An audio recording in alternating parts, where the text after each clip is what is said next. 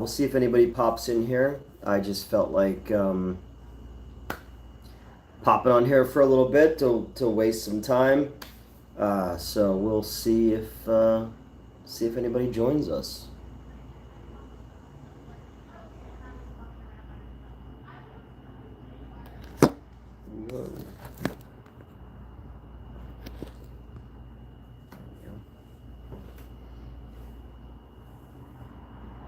If not, we'll cut it short. But getting some work done. Figure I would hop on here for a little bit and see if anybody is on and wants to chat.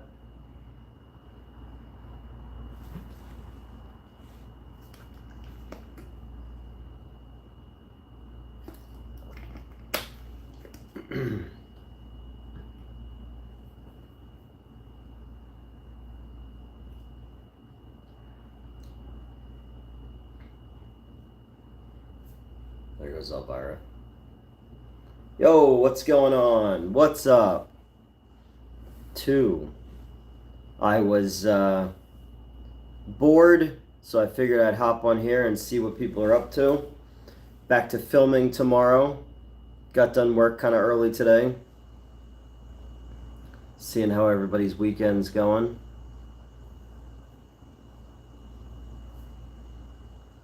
Yay. Phone just got the notification. That's good.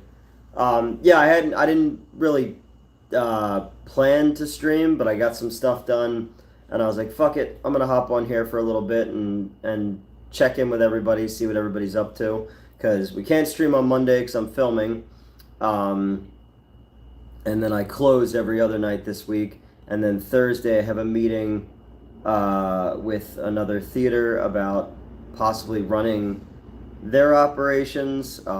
So we'll see what happens. I should be writing because I do have to rewrite the whole third act of this movie, but I just haven't felt particularly motivated of late to do that. So I got a bunch of stuff done. Was working on the pitch for the documentary that we did that has been shot like 2 years ago and is being tinkered with. We're going to be pitching the documentary this week. Yeah, it's been a busy day. Busy day. But I do have to get myself motivated to start rewriting the ending of this movie if we're going to shoot it, because I have to have the movie completely done by the end of November for Vegas, and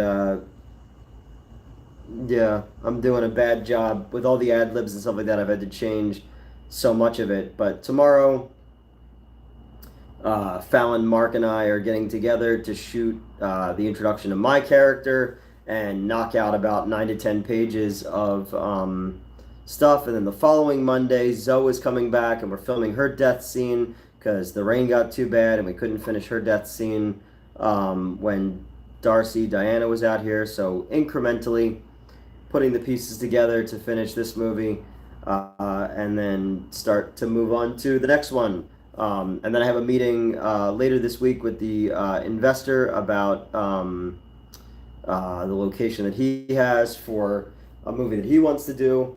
So yeah. How's it going? It's going all right, John. Again, didn't plan on streaming tonight. I've been kind of just jumping on when I feel like it. But I know Metz and I can't stream tomorrow night because I'm filming. So I was, and we streamed a couple nights ago when I was home after the whole car debacle thing. So I figured I would jump on tonight for a little bit and kind of just see what everybody's up to, how everybody's been doing, you know? Yeah, no real inspiration right now. I haven't kind of, I don't know. The thing that we're filming tomorrow, I had to rewrite pretty extensively based on what Fallon wanted to do, and also based on like where we are in the story at this point for the things that had to change. So I was I was working kitchen last week, so it was dead because kids are back to school. So on my phone, I rewrote that entire scene, and then I was kind of holding off on some effects that we have, and I was like, fuck it, what am I doing? So I just threw all these unused practical effects and puppets that we just have, and I was like, I'm just gonna use them in this movie and just make it a weird modge podge of ideas. So I rewrote this whole scene. We're gonna be shooting coming up later this month because it's September already somehow. And yeah, so I got on a little bit of a roll, just kind of rewriting two or three scenes. But then I was just like looking at the stuff we have to film for the third act, and I'm just kind of daunting right now, and I don't really feel like doing it right now. So I've kind of like taken a step back from it. The bones are there. I know where it has to end up. I just kind of I don't know. I look at it and I'm just like, I feel like doing this right now, you know? Uh, yeah. You good? Okay. The cat's sleeping behind me, legs akimbo. But yeah, how's everybody's Sunday going? I did some cleaning of my apartment. I did some laundry. Uh, I went and got pizza. What are you thinking about the new Beetlejuice? I'm excited for it. I'm. It looks like there was a clip I saw the other day that was Burton doing Bava basically, and I thought it was pretty inspiring looking. So I don't know. I'm always excited for new Tim Burton movies, even though the last few have been pretty not good. But yeah, we'll see. Someone's just beating a woman outside my house, blood everywhere. Just chased him off with. Oh my god. Dude, call the police. That's not fucking cool. Yikes, I'm sorry, man. We just have screaming homeless people outside of my apartment. There's usually not violence, knock on wood, especially violence towards women. I don't. Not good. I hope everything's okay. I hope she's okay. And I hope it's addressed by the police because that's fucking horrible. We just had till like 4 o'clock in the morning. I got home at 1:30 this morning. Yeah, shit's crazy. I don't know what the cops will do. Didn't get a name, nothing. The woman says she was fine, but she wasn't fine. Yeah, no, I can't imagine she would be. That's awful. Um, I'm sorry. I hope it's taken care of. That's it's pretty awful. Um, I just had out here yesterday till like 3 o'clock in the morning, 4 o'clock in the morning. They're playing like toss across or something, that beanbag game where you like throw it and you try to like, it's kind of like skee ball but with like beanbags. Because I have a bar next door to my apartment. I live in the city. My weekend's been fine. Wake up late, did laundry and reading comics. Also writing. Yes, you should be. What's up? Just got off and I don't have work tomorrow. That's good. How are you, Newton? The rest? I'm doing all right. I worked this morning. I got done really really late last night. Went in to finish some work, and then since that point, I've just been kind of getting stuff ready for tomorrow's shoot. Cornhole. Okay, that's what it's called. All right. Where I come from, cornhole is something else. But yeah, they were out there playing that till like 4 fucking o'clock in the morning, and then I had to be up at 10 this morning. Well, no, 9:30 this morning, really. But I sleep like garbage. I can't get like a full actual night's sleep anymore. I have like weird, fucked up dreams, and it keeps me awake at night. Um, but yeah, they were out there playing that till like super super late. So I heard people, and then I got up, went to work for a little bit today, got some work done, then came home and I'd do some grocery shopping, get some cleaning done, get some laundry done, mopped my bathroom floor. Finally watched Bodies, Bodies, Bodies. I like that one. Freddy is after Newt. Yeah, I gotta keep myself awake. Um, no, my own ghosts are after me. I have terrible, like, my brain likes to abuse me when I'm sound asleep. It's like, hey, remember this dumb thing you did? And then I dream about that, and then I wake up and I can't get any rest. You can't sleep half the time either. Yeah, it sucks. It's no fucking fun. That's why I started streaming though, because I was like, all right, I could go lay down in my bedroom or on the sofa or something like that, but then I'm gonna fall asleep. Then I'm gonna be up all night.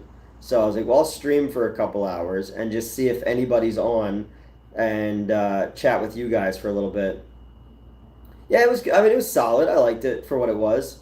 Um, there was like that was a neon movie because it wasn't A24, but I remember seeing it in the theater. I think that came out in like 2020 or 2021, something like that. Um, yeah, I know it. I know I saw it in the theater. I just can't remember when it came out because it had what's it called in it? It's got Pete Davidson in it, right? Isn't he in that one? Remind me of April Fool. Yeah, I could see that. I could with the ending. I could definitely see that. Um, there was that. It reminded me. There was a movie called Climax that came out kind of around the similar time as well. That got the two of them confused. Yeah, Bodies, Bodies, Bodies was with Pete Davidson. My brain isn't what it used to be when it comes to remembering all this film crap. Um,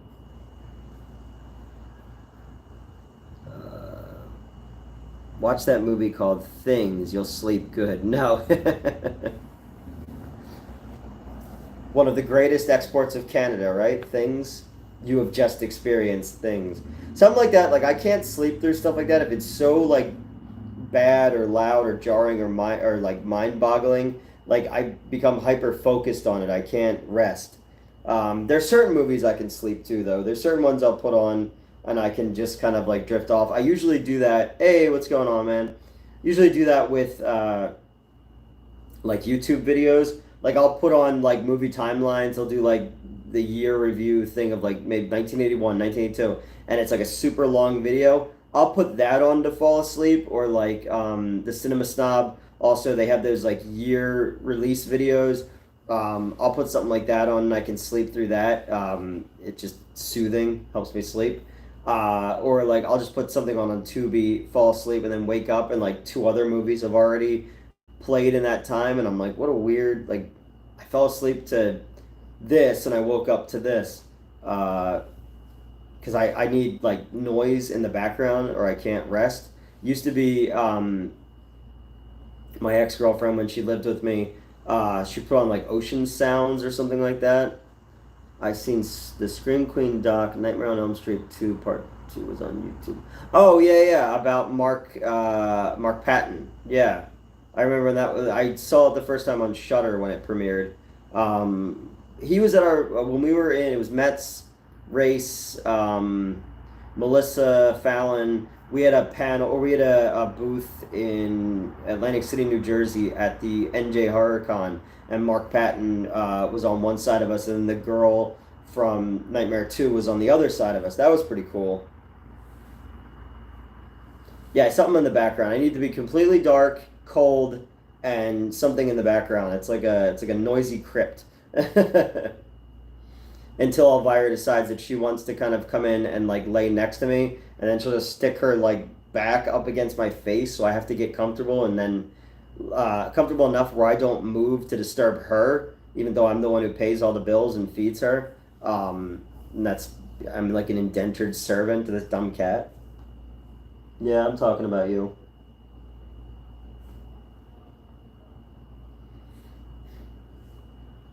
I watched Kenny versus Spenny. That's a great show. Um, big show of Kenny. Big fan of Kenny versus Spenny. I haven't watched it in a long, long time, but I got turned on to that and like Workaholics and Trailer Park Boys all around like the same time. So I kind of binged all of those straight through. Can I help you with something? Hmm.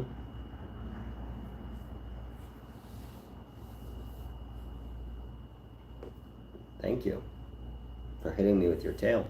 Yeah, I don't know. There's just certain things I'll put on. It used to be like DVDs. I used to fall asleep to the sound of like the Arrested Development menu screen, or Mystery Science Theater 3000 DVDs and stuff like that. But I moved the other DVD player into the main room here, so I don't have a TV in my bedroom anymore. Hey Newt, what's going on? Nothing much, boss. Just was hanging out, seeing if anybody was on tonight, see if anybody wanted to chat. Uh, Back to filming tomorrow. and then work all week, and then I have an interview on Thursday to meet with the owner of a. I'm running a theater right now, big corporate theater, 10 screens, but a single screen mom and pop little neighborhood theater reached out to me about an open position they have. What's your average sleep time at night? I'm lucky if I get 4. Yeah, me too. Um, yeah, I sleep terribly. I can't get a good night's sleep. You know. Ever trouble writing? Ever had trouble writing at work? I always fool myself into thinking I can do it at the convenience store. Whoa, whoa, no, no. All right, the convenience store. Customers. What's going on? Kevin Smith commentary helped me fall asleep in Shaun of the Dead. No, I when I have time to write at work, I do. Whoa, my God, it's like up against something, but it just keeps slipping. Okay, whatever, good enough. Um, I yeah, I a lot of the scripts that I wrote uh were at the Wayne, so like the bulk of the pile of stuff that I write was done all at the Wayne Theater, where I would stay after closing and just pound away at a bunch of scripts and stuff like that. Nowadays, I try to do it in like increments. Like I'll make notes for myself in my phone, and then I'll just try to kind of go in and add that stuff in. Do you watch any shows? I've been making my through Orphan Black. I've never seen that show. Um, I've never seen Black Mirror, stuff like that. Have you tried using the ambient noise like waterfalls? Yeah, like I said, my ex when she lived with us was big on that whale song and all that kind of stuff. I don't know. I need like some kind of I don't know, to drift off. I think I need something more stimulating. So again, I'll fall asleep a lot of times just listening to YouTube film people. It's a Lampy Man is a YouTuber who I really really like, and he did a whole review of like all the video nasties that the British government pulled, and each one is like a 9 to 12 to longer minute video, and I'll click on that playlist and just let that roll and fall asleep, and then it's a couple hours long, so I'll sleep through it. But I like giving him views because I like his stuff. Uh, Used to be a fan of the jet noise on YouTube. Oh, he's called Lumpy? No, Lampy, like Lamp, Lampy Man.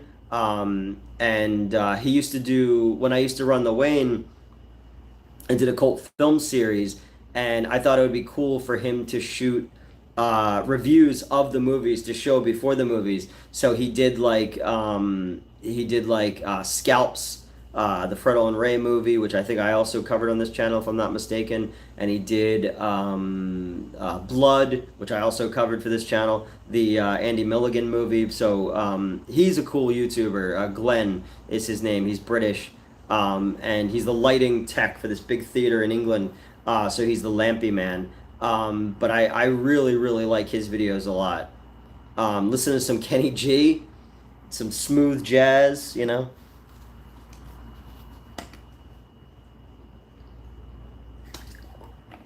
Because believe it or not, some of those video nasty movies I've never even seen. And I've seen a lot of crap in my life, and there's stuff where I'm like, I've heard of this, but I've never seen it before. Some stuff's just hard to find. Even in like a digital age now, it's very hard to find certain titles. Right, Elvira? She agrees.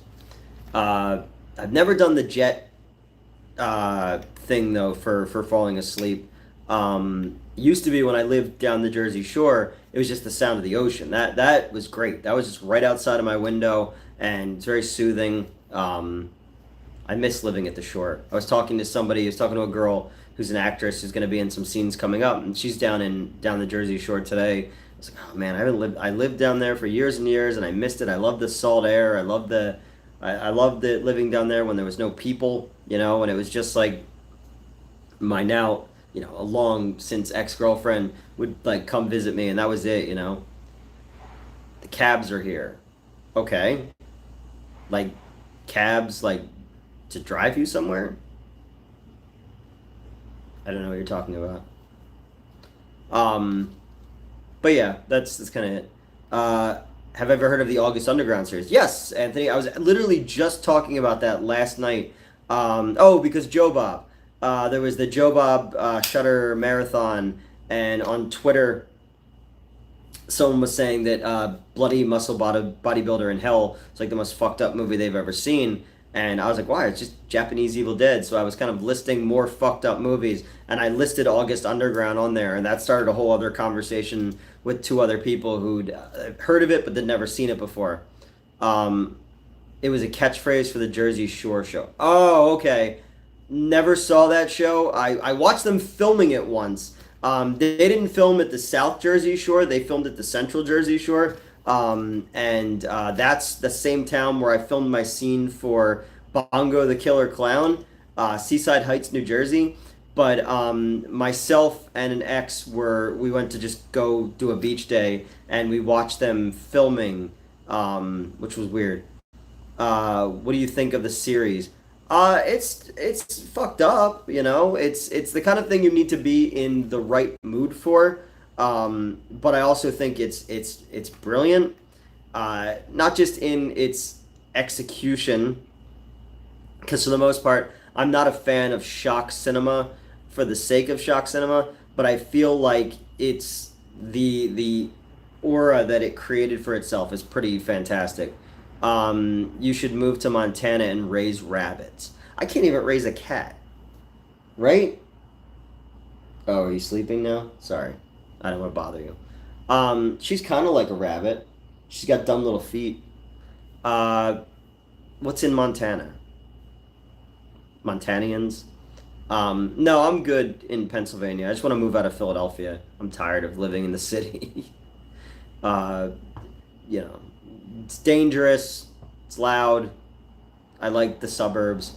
If I take this other job, I'll be closer to our studio that's opening, and that's kind of my ultimate goal is to be closer to that, because then I have no excuse to get 4 films done a year, and that's kind of my ultimate goal is to produce more like content now and not like YouTube content or whatever. Have I seen The Crow yet? Yes, I did not shoot a review because it depressed me too much. Um, it just there was no reason for it. It was just a soulless cash grab. You know, it had elements of the comics in it, and I was like, okay, that's interesting that they pulled that. But for the most part, it was just there was so many things wrong with it that I felt like, why bother? You know, it's in my quest for not being negative, I would have been super negative with this one, and it would have just made me feel shitty. And then just you're just dunking on something that everybody already knows is bad. So why bother? You know, you just get lost in the echo chamber. You know, I'm growing a lot as a film fan of just like learning to let it go. You know. There's no reason to just jump on and destroy something that we already know is bad. Like, you know, fire is hot. Wow, you know the sky is blue. Let's see if I catch up. If I missed anybody here, let me know. I'm trying to scroll back. Um, but yeah, that's kind of that. Yeah, I saw The Crow. Didn't care for it. Any kung fu movie recommendations? Uh, yeah, I did a review of The Dragon Lives Again. That's a really fun one. Ever see Crippled Masters with a armless and legless kung fu fighters from came out in 1982, I think, but was shot in the late 70s. That's a fun one. I don't know. There's so many. Like if you go outside of the Shaw Brothers stuff, which I'm a fan of, but that's kind of people's go-to. There's all kinds of madness. The Tong Father is one. The Seven Golden Vampires. I don't know. There's a million. We used to have kung fu theater in the late 80s, early 90s on Philadelphia television. So there's a ton of crap that I watched and never knew the title of, and then years later I'd be like, oh wait, I remember that. You know, it's just something about the dubbing and the sound effects and stuff like that. It drew me in. And like what they were able to do was really fucking impressive. But I think like my favorite stuff would probably be like Sonny Chiba's stuff. Street Fighter and Return of the Street Fighter and The Bodyguard. Um, that stuff's all really really cool. He was awesome. That's a he popped up again in Kill Bill. Um, but yeah, Sonny Chiba. I think I would say take Sonny Chiba over Bruce Lee if you ask me. But you were on point with your Alien review. I think I saw your review first before anyone else, and I had this, and everyone had the same complaints. Yeah, it just felt like a mixtape. I was waiting for us to close last night, and Alien Romulus was the last movie, and so I was just standing in the back of the theater. There's like two people in there for the 10:30 show, and I was like, man, it is just like someone just dropped in like they just copied and pasted the script from the ending of part 1 and the ending of part 4 and then just wrote the new character. They crossed out Ripley and just wrote the new character's name in. And then the one of the people who was leaving had never seen. You sound sad. Maybe you need some more fiber in your diet. No, I'm just tired. And fiber. I don't know. Well, maybe I could use more fiber. Um, yeah, I don't know. I just thought it was like a mixtape movie. And the dude who was leaving was like, "Oh, I've never seen the second one." And I was like, "Well, did you understand the 'Get away from her, you bitch' line that they butchered in it?" And he's like, "Not really. I've seen that in other things."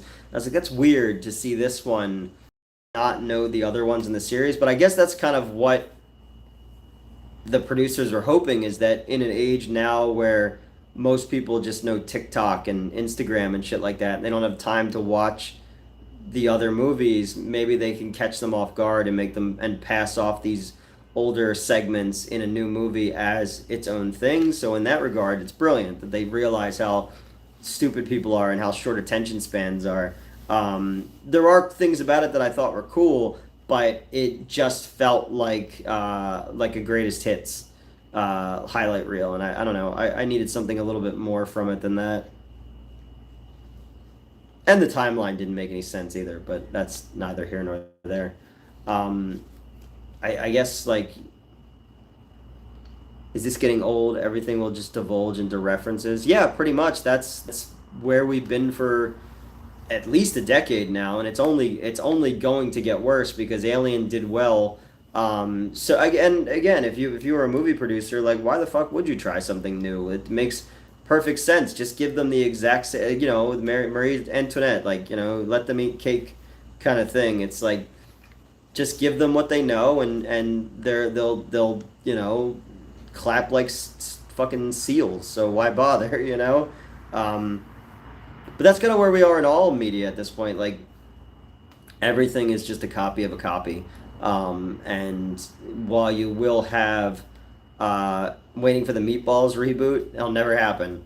You'll never get like forget Meatballs, forget like Porky's. Like you'll never get like another like Hangover isn't that old. I'd love to make a Western, man. That'd be awesome. What's up, Newt? Already, but some face painting for Halloween might be Beetlejuice. That's cool. I'm excited for Beetlejuice, man. I know it's not going to live up to my expectations of the first one, but I'm still excited to see those characters again. Uh, but you'll never like even take something like The Hangover, which isn't that old. It's not even 20 years old. You can't do that kind of comedy anymore. You can't do super bad style comedy or anything like that. So American Pie, like we don't live in that kind of age anymore. Everyone is far too triggered anymore. So you can't do that kind of comedy. And when you do it just to kind of push buttons with no ill intent, you're still going to have people out there who are going to be super offended by it. I like Jen Ortega, real brave to be coming willing to speak out for Palestine. Oh, did she? I don't know. I don't have an opinion either way on that. Like, I don't know enough about. I keep myself insulated from the world anymore. So, but I do respect actors who are willing to speak out, knowing that it could end their careers. Look at the other girl from Scream. She spoke out, and it was like it was the end. Yeah, some hostages yesterday were killed. I again, I'm trying very hard not to be completely obtuse, but also like figuring out where you're getting your news from. The echo chamber of everything is so depressing, and I just don't want to be in. I don't want to be in that headspace anymore. Like during like the lead up to the 2016 and 2020 elections, it was just so overbearing, and it's just like you have to be aware of the world. Granted, I'm a leftist. I have a lot of things that I'm also very right on as well. When it comes to social issues, I'm very left. But I also am very embarrassed by the left a lot of times. So it's time consuming. I became a damn historian of Israel to figure it out. Oh, okay. I'm not, I'm a lapsed Catholic, so I try not to speak on things when I'm not well versed in it. You'll never see me like throwing out buzzwords or throwing out dog whistles in order to get a reaction out of people. I saw a dude I used to work with wearing a Hulk Hogan t-shirt just to kind of like get a reaction out of people. And I'm just like, stop. There's already so many fucking problems in the world. Why are we stirring the pot? And I myself and that person don't know enough about these button topics to speak out. Like it's offensive and it's kind of gross and attention seeky.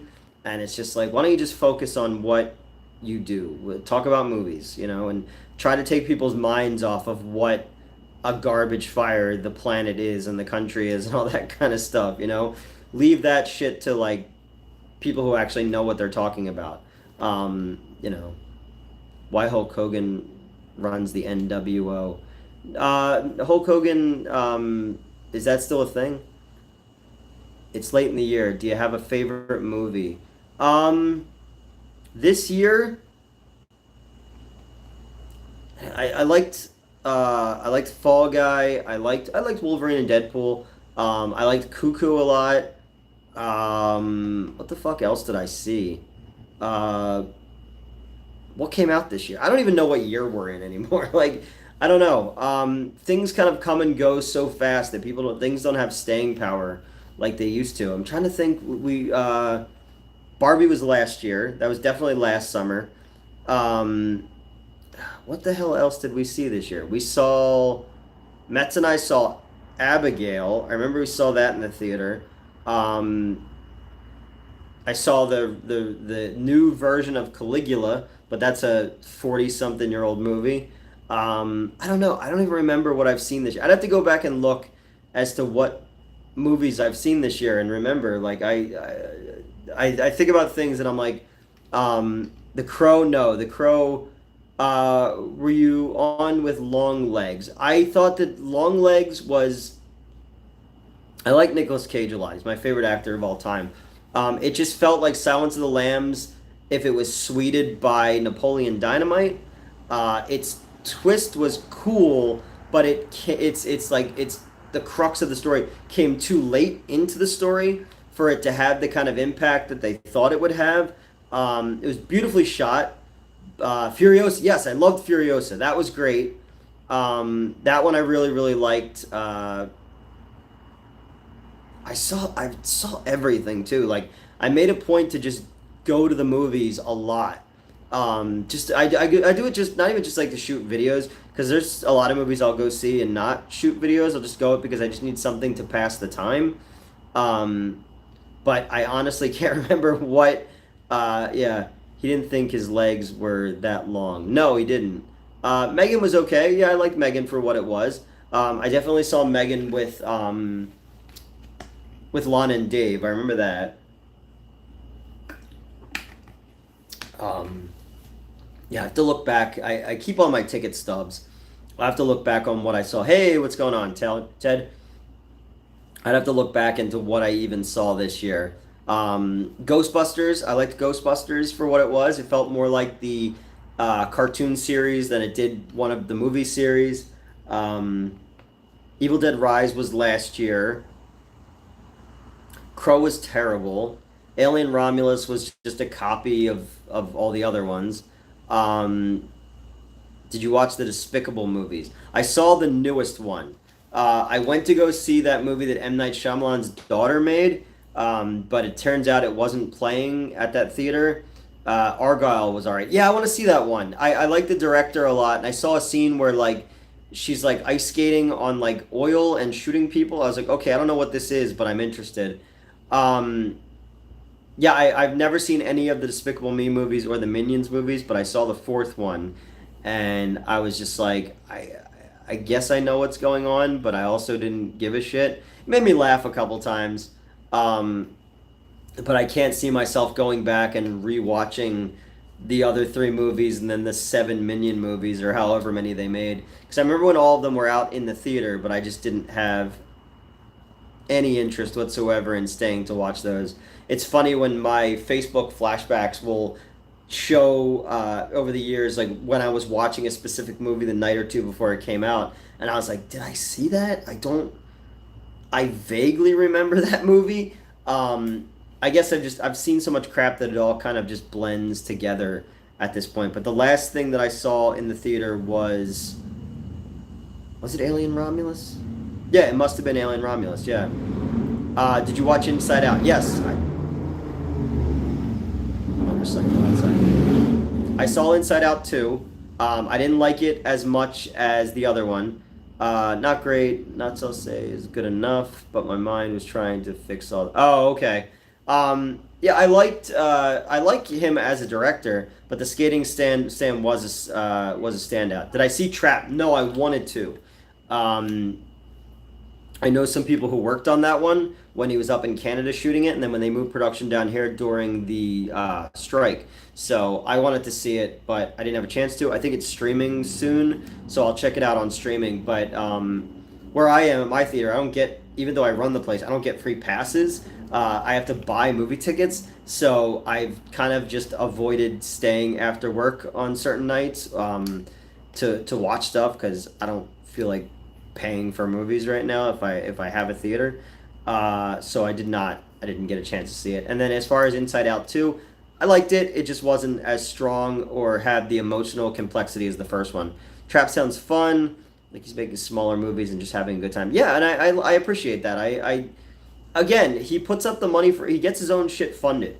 And, in that regard, he can make whatever he wants because he can make whatever he wants. He got the funding together. It's like me doing a fucking haunted pool movie. Like, I put the money together, I got an investor excited about making this movie and I got Darcy the mail girl excited about making this movie, so let's go make that movie. It's not to the level of M. Night Shyamalan, though. Right, Elvira? I wish I was making movies of his level, but maybe one day. But yeah, no, I don't know. I missed that one. I had no interest in the Blake Lively movie. What else is out? I Blink Twice. I didn't see yet, but I've heard good things. What's the one? Strange Darling. I haven't seen that one yet, but I've heard good things. I don't know. I'm getting bad at like movieing. I think as I get like busy and preoccupied, I kind of lose track of what's coming out and everything. Um, and yeah, we have Beetlejuice coming up. We have Joker coming up. We have that movie with fucking Professor X where the trailer's on every 2 minutes, where like they like capture some family at their like British farmstead or something. Speak No Evil, or I think it's called. I can't wait till that one comes out, so I never need to see that trailer again. Or Wicked. I'm so tired of the Wicked trailer constantly. It just pops up everywhere. And I'm not particularly interested in that movie. Everyone's real mad at Blake Lively.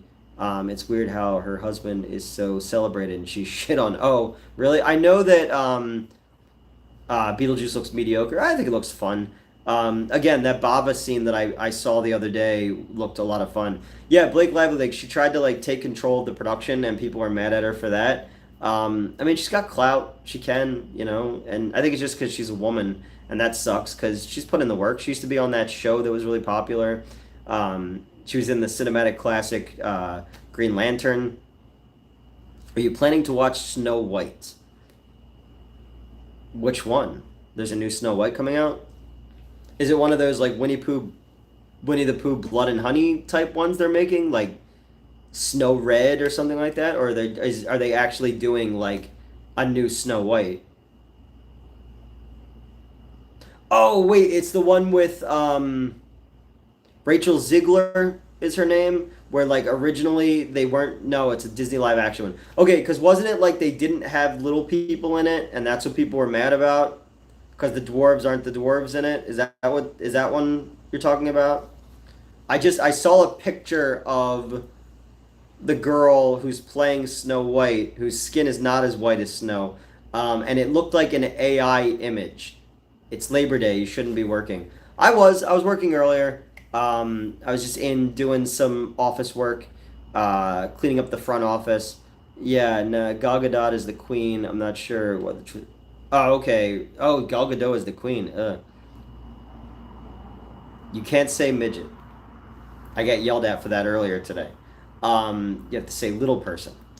And as a little person, I have no stake in this. Gal Gadot is the queen, huh? All right.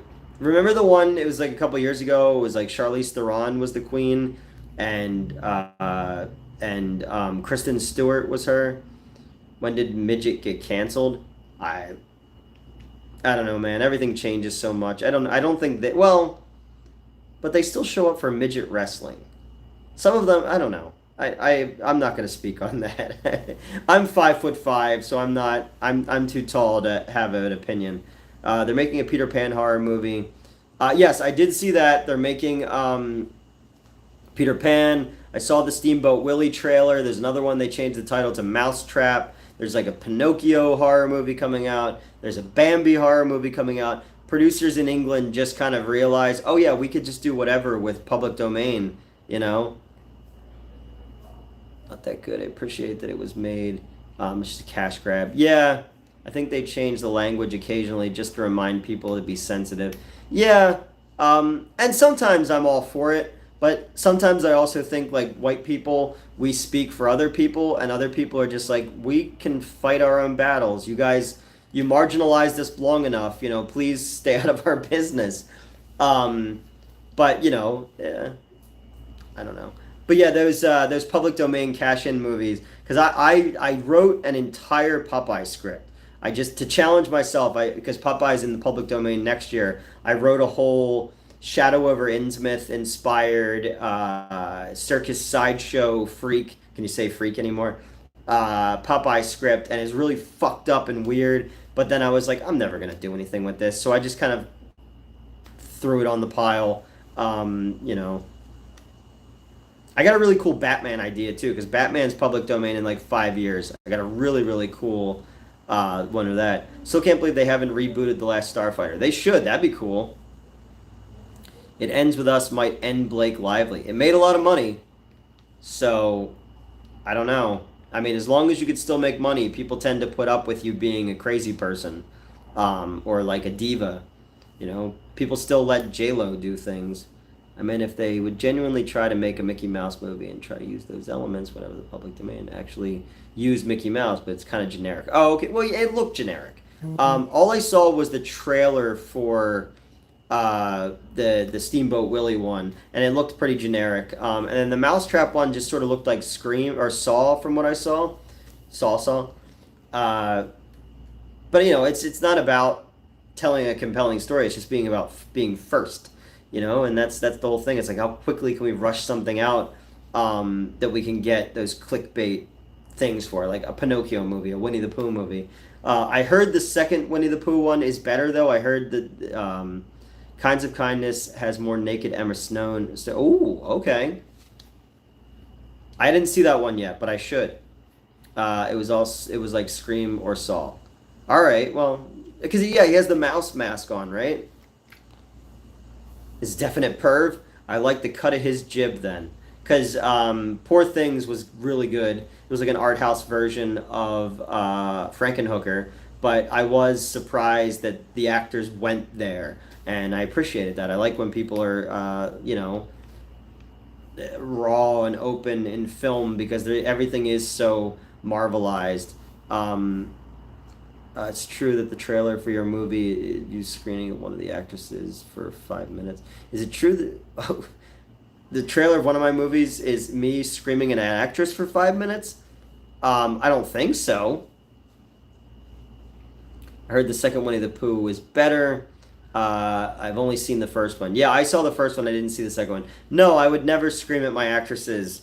Uh, you know, Kinds of Kindness is very gratuitous. Well, I'll have to check it out. I saw the trailer for it, but that was it. No, I've never screamed at one of my actresses.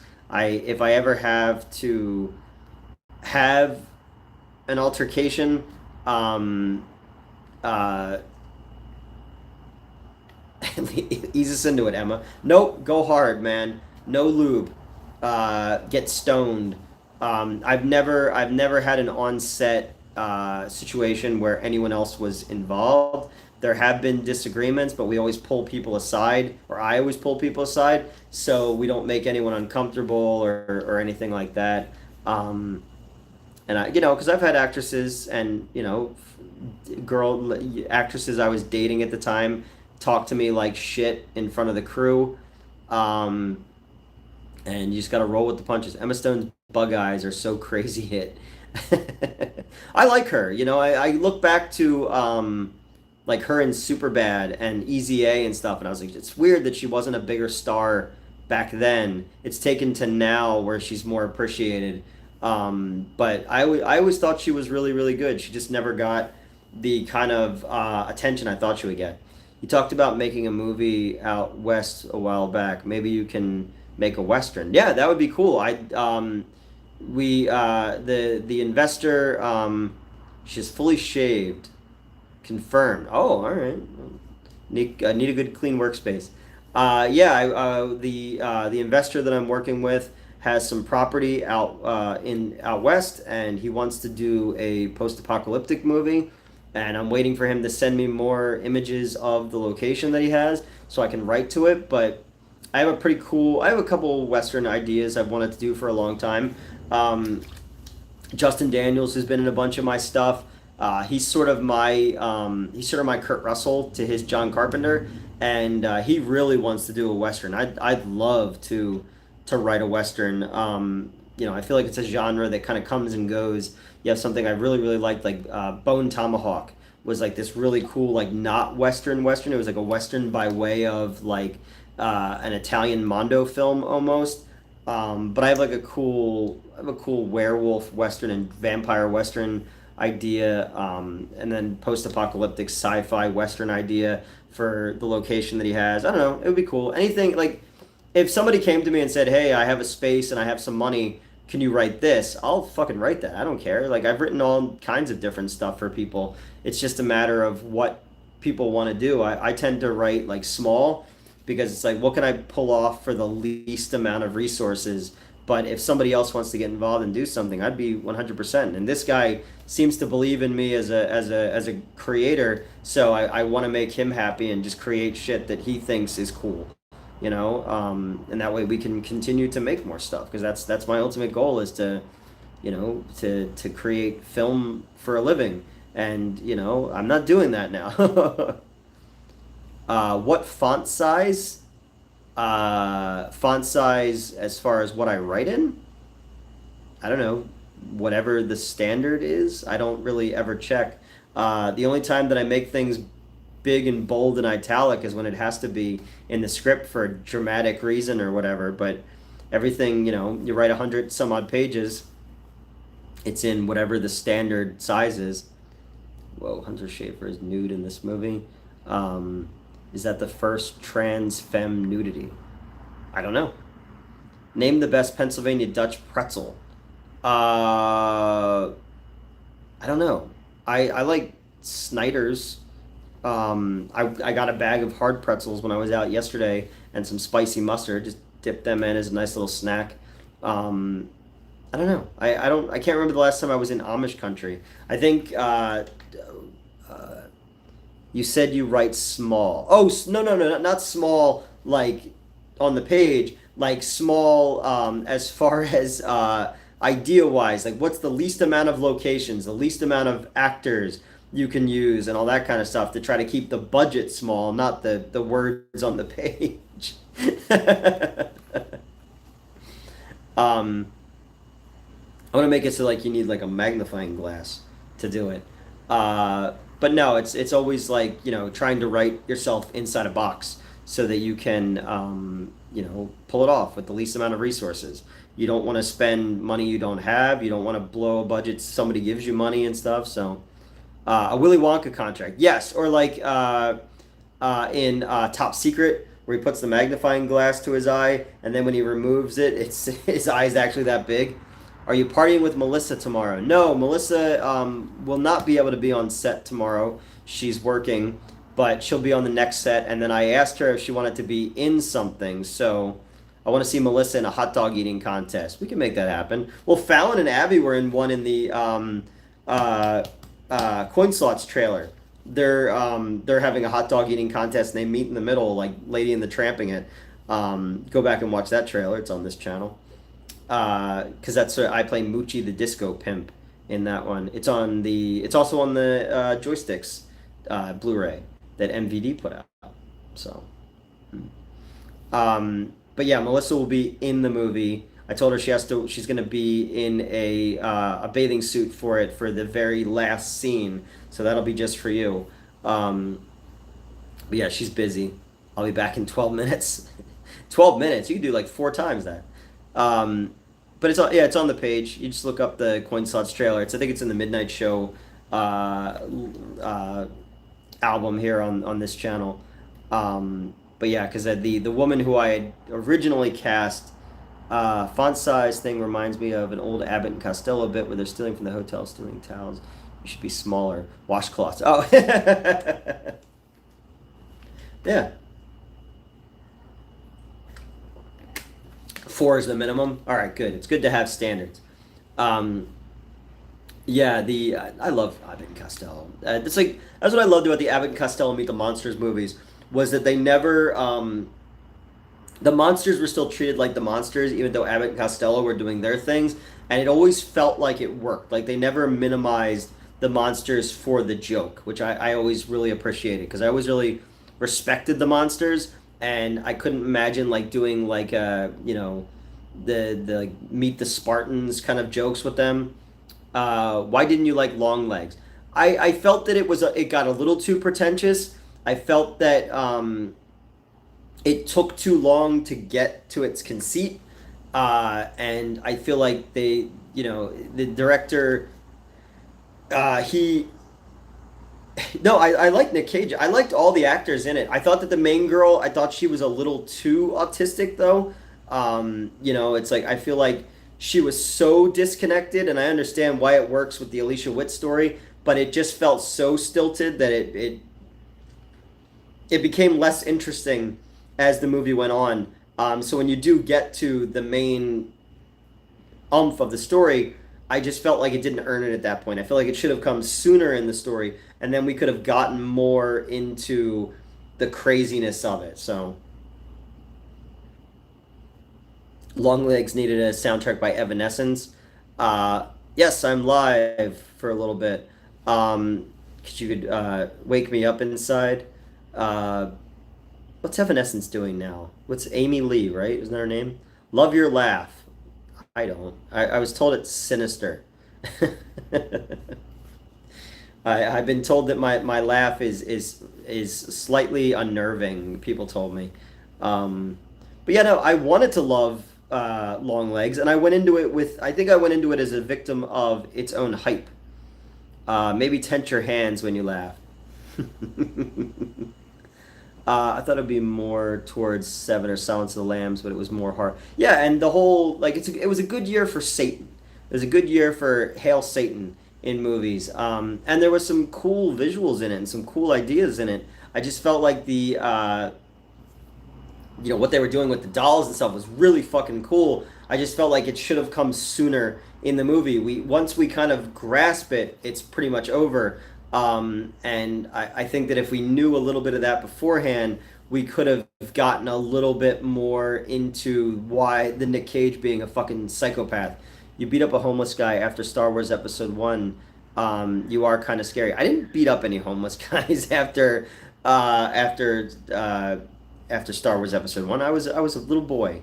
I was a 16-year-old kid when that came out, just working at the AMC Marlton 8 movie theater on opening night of that movie. And then there was a dude. Well, I went and saw Episode One again a couple months ago. There was that guy in a wheelchair who the police beat up. Yeah, he's out there. He was out there screaming earlier today. I went to take the trash out, and he was punching the wall. And I was like, I'm just gonna go back inside before he sees me. I don't need that smoke. But no fights with homeless people.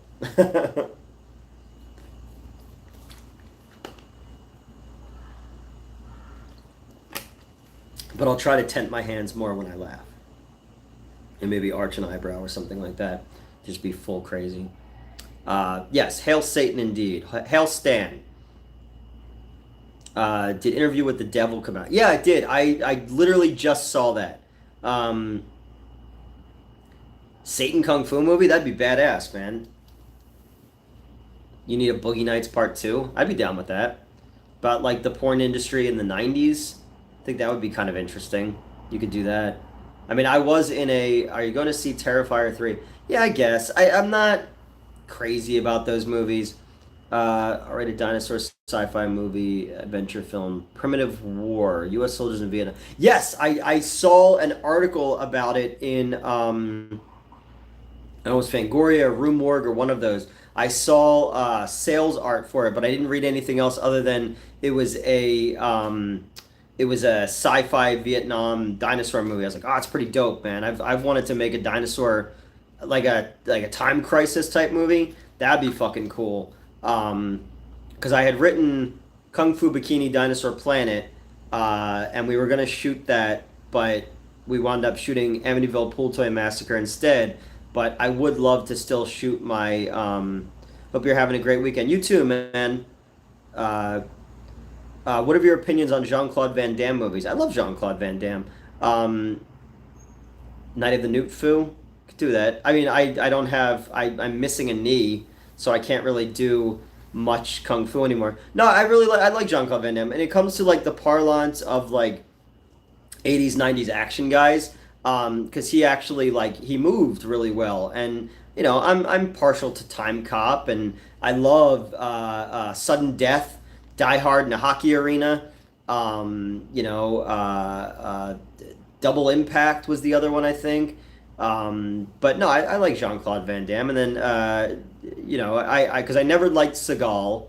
Opinion on the Friday the 13th remake? I just saw it for the first time maybe 2 years ago because my friend Cameron wanted to do a review of it.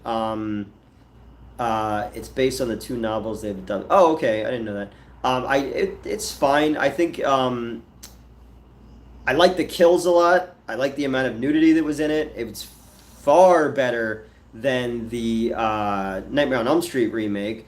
And it was basically just a combination of the first three movies into one. Will you see the new AI movie Afraid? No, that came out this week. It just looked like that Simpsons episode where the house was voiced by Pierce Brosnan. Like, it looked like the exact same plot. It was a Treehouse of Horror episode, I think. No, I had no interest in seeing it.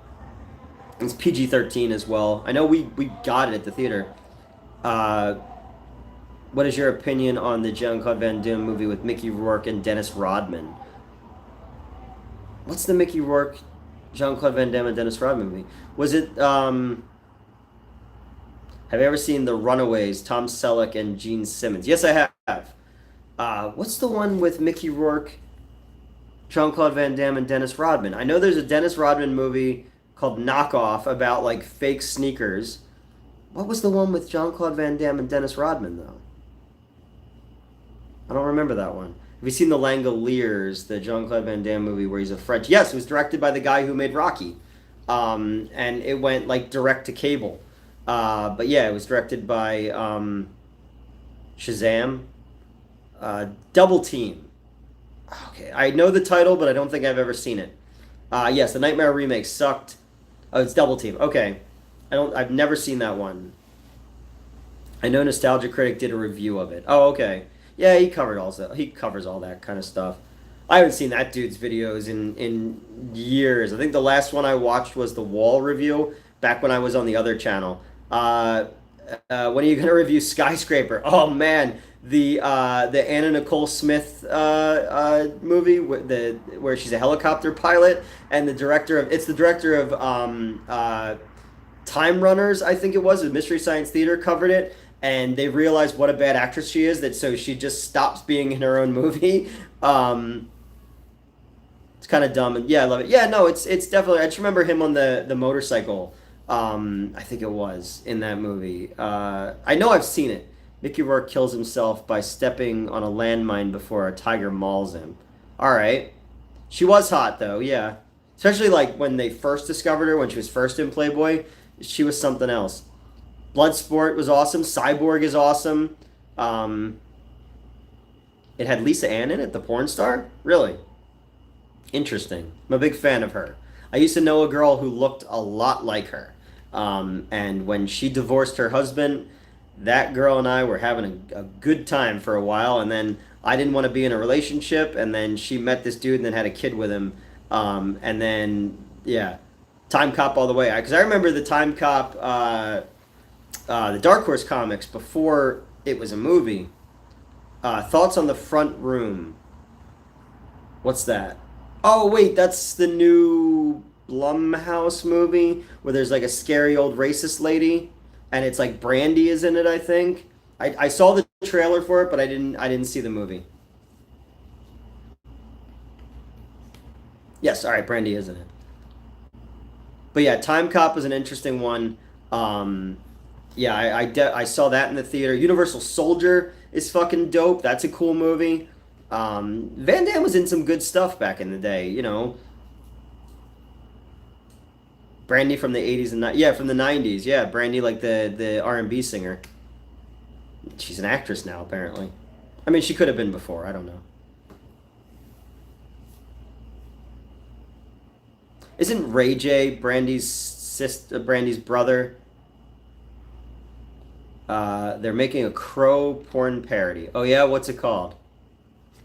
Do I want to know? Yes, John Claude Van Damme show, and JCVD was cool too. Uh, Universal Soldier was a good any. I didn't even know it had a game. Wait, that was. Would that be a SNES game though? Because didn't Universal Soldier came out in '92? That would have been in the era of Super Nintendo at that point. I don't remember it having a game. And trust me, I was the weird kid who bought all the game, the video game movie ones. Demi Moore's in that movie, The Substance. I haven't seen it maybe in years. Um, I never saw that one either. But I had, because I remember having the Dragon, the Bruce Lee story game on Super Nintendo, and the Dracula and Frankenstein movie ones there as well. Lionheart, isn't it? Okay, that's a good one too. Yep, it was SNES. All right, man, I don't remember it having a SNES game. That's weird. Because I would have been all over that shit. Because I remember like begging my parents to take me to. I remember she was on Mauritia, and Ray J is her brother. Okay, and he's also the dude in the Kim Kardashian sex tape where she doesn't take her bra off. Substance, the new movie coming out. Oh, okay. I thought it was an older movie because I was like, I don't remember hearing about that one. I'll have to check it out. She was in the second I know. Oh, right, she was with Jack Black. That's right, I forgot about that one.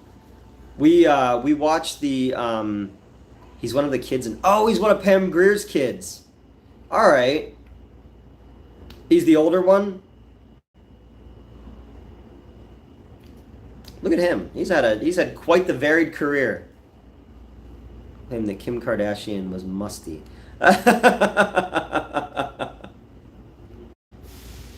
What's the movie where they have sex on the Ferris wheel? Uh, Fear, he finger blasts her on the roller coaster. I remember that. They're making a Mars Attack game, by the way. Yeah, it's like a roller coaster tycoon style game, I think. Fear with Marky Mark. He got game. Did they bang on a Ferris wheel in that one? I don't remember that in that one. I've seen he got game.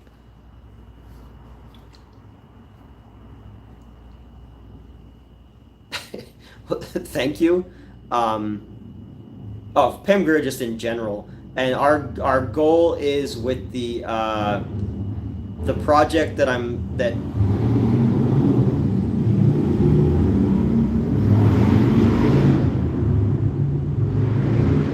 this goes on all night with like people revving their engines outside of my apartment. The project that we are working on, that we just got the rights to, is going to be a blaxploitation project. I'm not directing it; I'm producing it. But we're gonna look into getting Pam Grier for that, and if we can get Pam Grier for that, that's gonna be one of the coolest things ever. I didn't like the Mars Tech movie. So many stars thought it was just really goofy. Well, yeah, they tried to make it like an Irwin Allen movie. They tried to make it like The Towering Inferno or Earthquake, and those movies that had like a bunch of celebrities in them.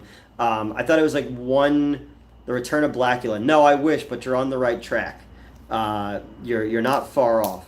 But we got the rights to the original 1975 screenplay. We're going to be shooting the original 1975 screenplay, and hopefully we're going to get a lot of mainstream press out of it.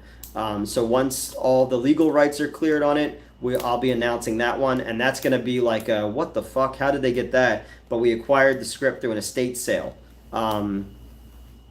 They're dragging someone? No, they just like to rev their fucking engines here. I live under the train, so everything echoes. And it's just loud and annoying.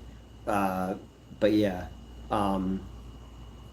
it is epic. No, it's exciting. When that producer handed me the manuscript, I literally, like, my hand started shaking.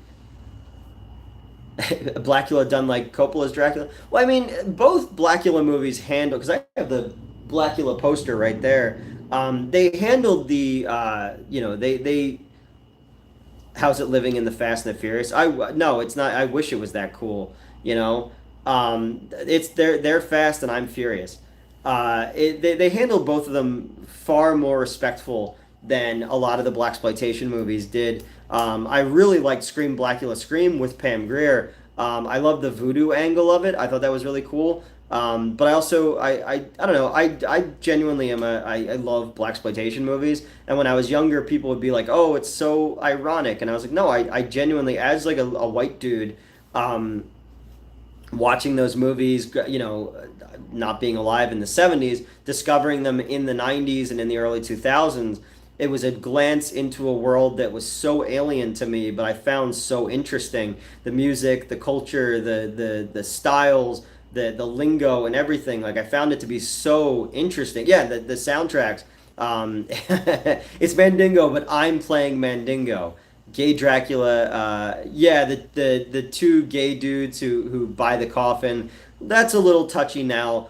But I definitely think Scream Blackula Scream is the stronger movie. But, you get fucking, William Marshall is such a good actor. He was the king of cartoons on Pee Wee Herman. He's also in Abby, which is the Black Exorcist.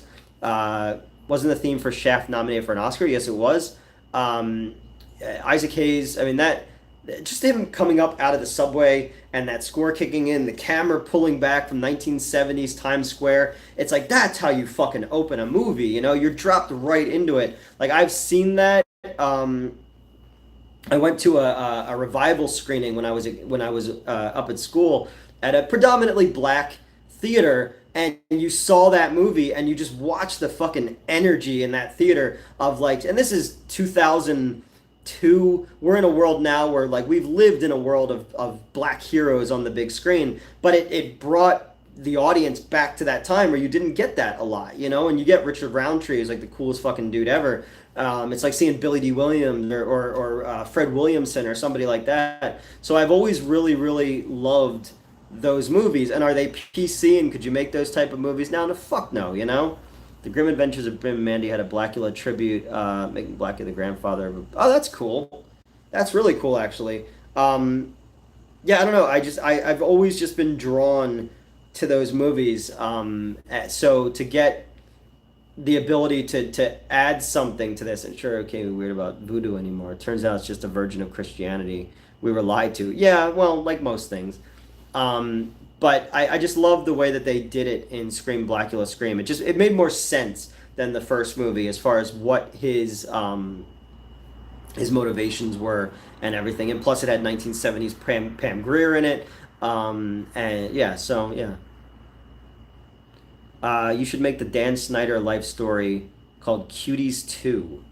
I never saw Wasted Tonight. Fingers crossed I get kicked out again. All right, good night. Enjoy. I never saw the first one. I remember the channel I used to be on used to make cuties jokes all the time, and I didn't know what he was talking about. He became obsessed with that. I looked it up later and was like, oh, okay, I get this. And then the Dan Snyder thing, I didn't see that documentary, but I kind of always knew that dude was kind of creepy. Going way back to him being on Head of the Class when I was a kid. I don't know. I don't trust people who make their whole lives like palling around with children. I think that's weird. But then again, like the parents are weird who let their kids be in those type of worlds for fame and shit like that. So when I read the synopsis of that cuties thing, I was like, ugh, why would you want to subject, as somebody who was molested when I was a kid and had to live with that, I don't need to see that shit. Like, I'm good, man. I don't need to see any of that bullshit. It's all pretty fucked up. And then I feel like people who make jokes, the French are just plain weird. Yeah, that seems to be, they have a different, the things are different there, but I don't like anything that, I don't even like being around my brother's kids. Like, I don't know you people, like, so yeah, the whole thing of like being with kids and stuff, it's just weird to me. And then people who make jokes about it a lot, I feel like a lot of people who make jokes about it are covering something. Because I've just known, like, especially YouTube people who talk about it a lot. Like, they're like, it's like you try so hard not to say how much you don't like something that I think you kind of like it, but you want it to be on record, you saying you don't like it, I hate big titties, Favorite Ridley Scott film or films? That's very true. Never, I just don't trust, like, if it's not your kid, what the fuck? Making jokes about it is definitely a red flag. Yeah, and it's weird. And I've known, there have been dudes who we've worked with in the past who've had allegations against them that turned out to be true, I'm watching the Paralympics while listening to this, and you're showing dwarf badminton. They're showing dwarf badminton. That's awesome. I saw Legends the first time, and it was the director's cut. Yeah, I love Legend. Blade Runner, Gladiator. Alien. Obviously, he's a visionary director. There's a lot of elements of Prometheus that I really like. There's also elements of Covenant, which are just so fucking weird that you have to go like, a big studio gave him money to do this. Okay. What's the other? He did that wine movie, A Good Year or something like that. He's done all kinds of shit. He's one of those directors he steps outside of the genres a lot, and I respect that. He's not one of my favorite directors, but I like what he does. Yes, the Cuba Gooding Jr. version of Gladiator, American Gangster. Yeah, based on a true story. I actually watched a documentary maybe last summer about like the real thing. Black Rain's a cool one. Black Rain was so I have a funny Black Rain story. When I ran the Pittman Theater, it was haunted as fuck. And I'm not a person who believes in all that kind of stuff, but it was haunted as fuck. And I remember there used to be a framed picture of the projectionist that was there for forever. And it was the famous, he recreated the picture of Thomas Edison holding the light bulb, but it was him with the projector light. And the people who took over the building, they cleared all the stuff out of all the old things. They threw away this picture, And when they threw away the picture, they started having all these technical problems with their live shows. So I went and got a printout of the picture and I put it up in the projection booth. And his name was Al. And I was like, good night, Al, and all that kind of stuff. And I was cleaning out in the one of the rooms. And when I pulled out a box, there was an original Black Rain trailer in there that was wrapped in great condition. And I feel like that was a gift from Al because I used to collect 35 millimeter trailers. That's my Black Rain story. It was the Giving Ghost. Ridley Scott can make a Booger Man movie. There, you could do that. Make a good double feature with Rising Sun, The West. Yeah, that'd be cool. Very Last Action Hero. Yeah, and I love Last Action Hero. That's a movie I felt like came out 1 year too late. I think if it came out, or it came out 1 year too early. If it came out a year later, it would have caught on to the Clerks, Pulp Fiction, that kind of more self-aware Gen X love of cinema. It just came out a year too early. Thoughts on all the buckets recently? They're kind of cool. I don't have any of them. I'd love to have gotten the Ghostbusters trap, but it came out like a week or two after Jurassic Park. Yeah, and that probably hurt it too.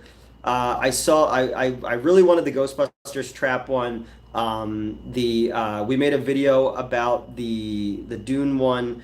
There's a Batman one coming out that's the bat symbol, like the bat signal. That's pretty cool. A run at Booger Man. Sad Earthworm Jim turned out to be a Christ of fascist. Oh, did he? Yikes. Yeah, they probably should have. I think it could have done better because that's a great movie. Last Action Hero is a lot of fun.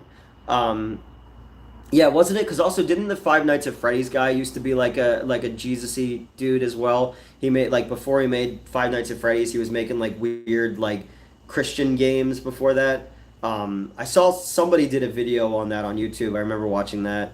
But I'm not really up when it comes to video game stuff. I remember Booger Man though. Um, and I also remember Earthworm Jim a lot. Thoughts on moving to Vegas and becoming a showgirl?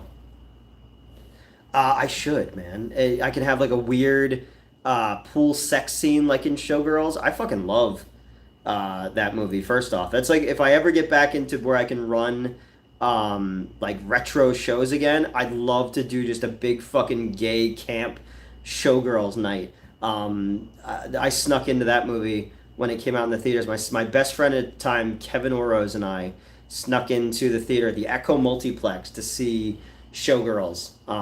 And that was a good time, man. Fucking what was the girl's name?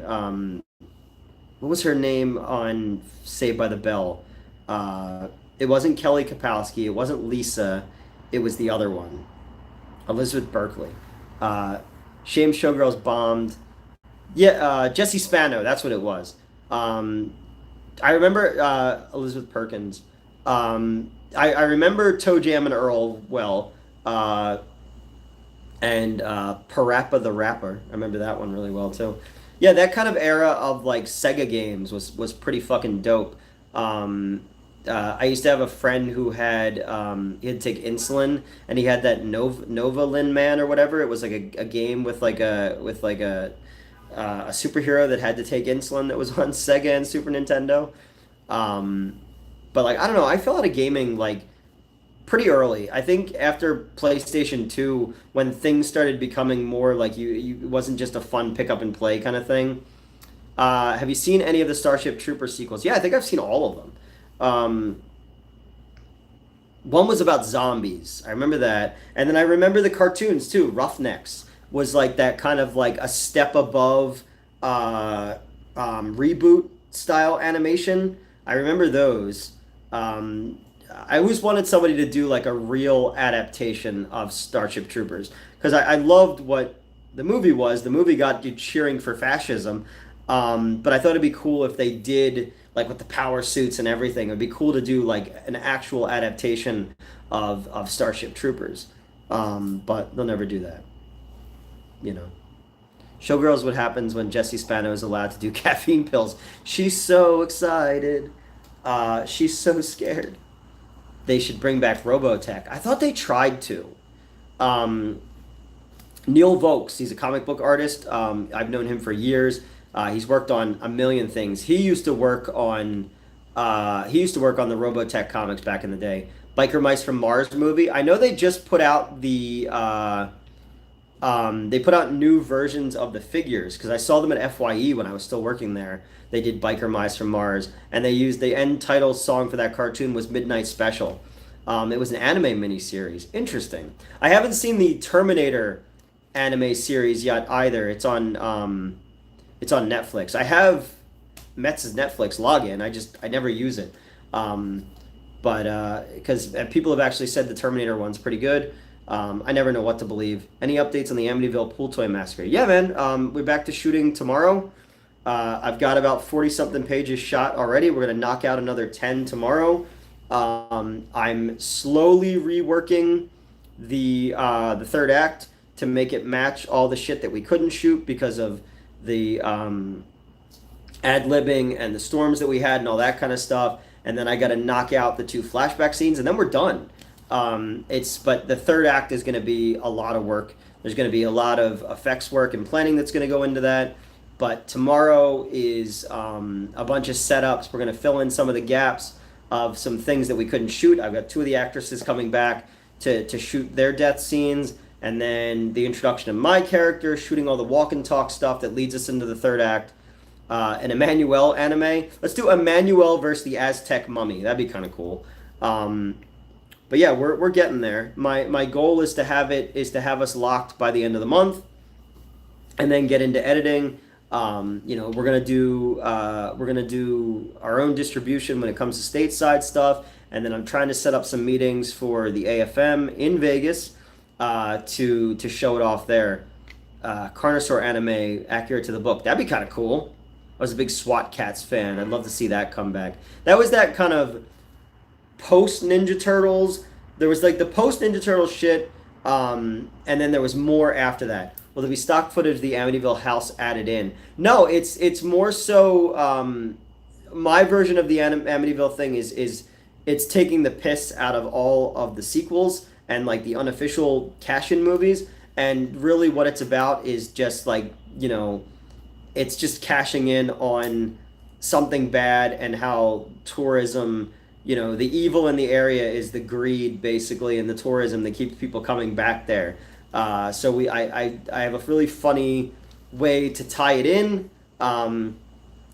Emmanuel and the new Mud Wrestling Championship from Wrestling in Hell. I could do that. Just me mud wrestling a bunch of chicks. I'd do that. I'd let them win though, because I'm nice like that. But yeah, no, I think when you see it, it'll make sense as to what it is. And then that Dave Bautista action flick Killer Game looks. Yeah, I saw the trailer for that. It's got it looks fun where he's like misdiagnosed. I think that's gonna be the secret movie because some theaters are doing like, oh, it's a secret movie club thing. I think that's the next one coming up at our theater. Any updates on the Spawn movie? I doubt that's ever gonna come out. Exactly, it's win-win. I get touched, they get the belt. It's all good. Everybody walks away happy. Yeah, I know he keeps updating Spawn. That's never gonna happen. I've been hearing about that since I worked at the comic book store in the Echelon Mall. And that closed in 2006. So that's the last time. I thought, oh, there's gonna be a new Spawn movie. She's saying it's just the tone. It's self-aware and more. Yeah, it's more of a comedy horror. It's Amityville Pool Toy Massacre. There's no way of making that actually scary. The whole point is, it starts, there's a big hole to hell in this lady's backyard, so she just has them build a pool over it, and they say it's bound, the evil's bound in this book, and as long as you never read from this book, you're good. And then the book gets left around in an Airbnb. Years and years later, these girls read from the book. That's Diana Prince, Darcy the Mail Girl, and Zoe, and they wound up unleashing the evil in the pool, which leads to haunted pool toys. Are you a fan of John Carter from 2012? Yeah, I thought that movie has the unfortunate distinction of coming out, being written before Star Wars, but unfortunately coming out post Star Wars, where everybody thinks it's ripping off Star Wars. So it's really just a snake eating its own tail. It got a bad rap. I think they spent way too much money on it, but yes, Zoe is short for Joseph. Yeah, sounds like fun. I'm excited to see it. Yeah, it's fun. It's dumb. There's tons of practical effects and puppets in it. My nephew just got through Spawn on HBO and apparently holds up. Yeah, I thought that was great. I remember when that was airing, just being like super impressed by it, except for the last season where the animation was really rough. Just like X Men, the '90s X Men series. The last series of the season was awful. It's a movie that Hollywood had been trying to make since the early 30s. Yeah, exactly. And it just had the unfortunate distinction of coming out in a post Avengers world, where and I think that it was never going to find the audience that they thought it was going to find. But I thought it was good for what it was. That dude was the first Gambit, before Channing Tatum. I love that series of books. I've read those a million times when I was younger. So I was excited to see it, and Frazetta's artwork for the original stuff was all super cool. But that was never going to be the tentpole they thought it was. Did you watch X Men '97? Yes, I liked it a lot. I thought it was fantastic. Yeah, David Keith is still around. That'd be cool to do. I'm shocked they haven't, honestly. Like, you would feel like while they're waiting to get the movie off the ground, they would have kicked off another animated series. But I don't know. He's a Canadian weirdo. So what are you gonna do? He bought all those home run balls that like a year later were worth nothing. I had the Lone Ranger from 2013. Yeah, and Lone Ranger. I really like the train sequence in the Lone Ranger. Um, David Keith's pretty good in Men at Work. Yeah, he's great. He's great in everything. He did, Requiem for a Dream.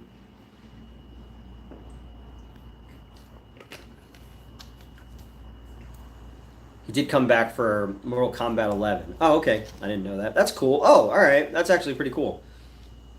I never understand how some of these characters are involved in these fighting tournaments in Mortal Kombat.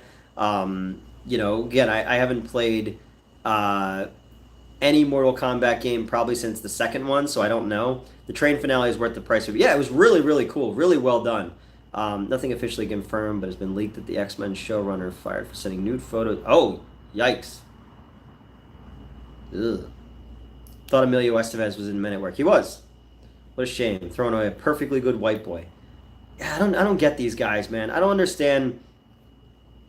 You get to the pinnacle, like I'm poor, I need a wonderful investor to help me make my movies and stuff like that. He's watching probably still. I'm broke as a fucking joke, man, and trying to get my ideas across. If you're working that hard and finally reaching the pinnacle, maybe just don't show people your dick. Maybe but Mortal Kombat lore is a mess. Oh no. Before he went Cannibal 2, had high hopes for Lone Ranger. Yeah, I thought it would have been cool. There was a really cool, it wasn't IDW or Top Cal, but it was like one of those companies did like a Lone Ranger, like reboot series that was more gritty. And that was really good. And they used elements of that in the movie. Man, what company was that? I can't think of it because they also did the Kevin Smith unproduced Green Hornet script as well. But yeah, so yeah. But no, just like you get fucking famous, you get to the pinnacle, you get to write X-Men, and then you're like, hey, who wants to see my dick? Nobody. Here's my dick. Stop. Don't do that. Like,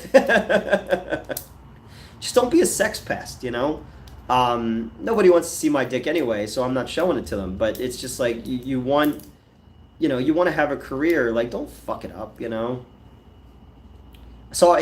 8mm a lot. I'm a big Nicolas Cage fan. That movie's got a fucking great cast. It's so nihilistic.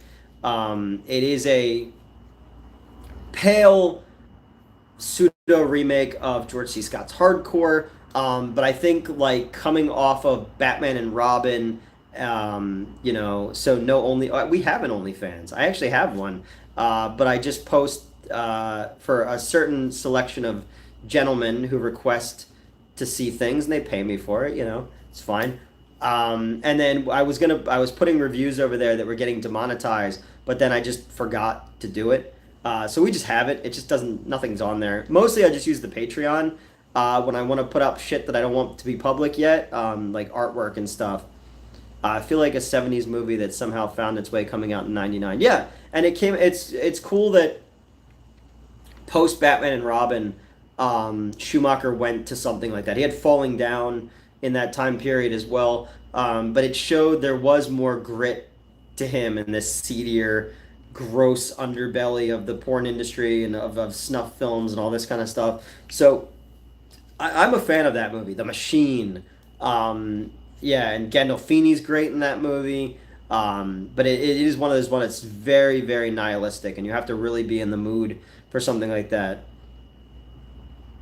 Edward Burns. Yeah, I remember that movie, 15 Minutes. I remember when that was out. That movie's kind of a like a pseudo remake of it because Kelsey Grammer is in that one as well. Isn't that kind of like a pseudo remake of like Rashomon, if I'm not mistaken?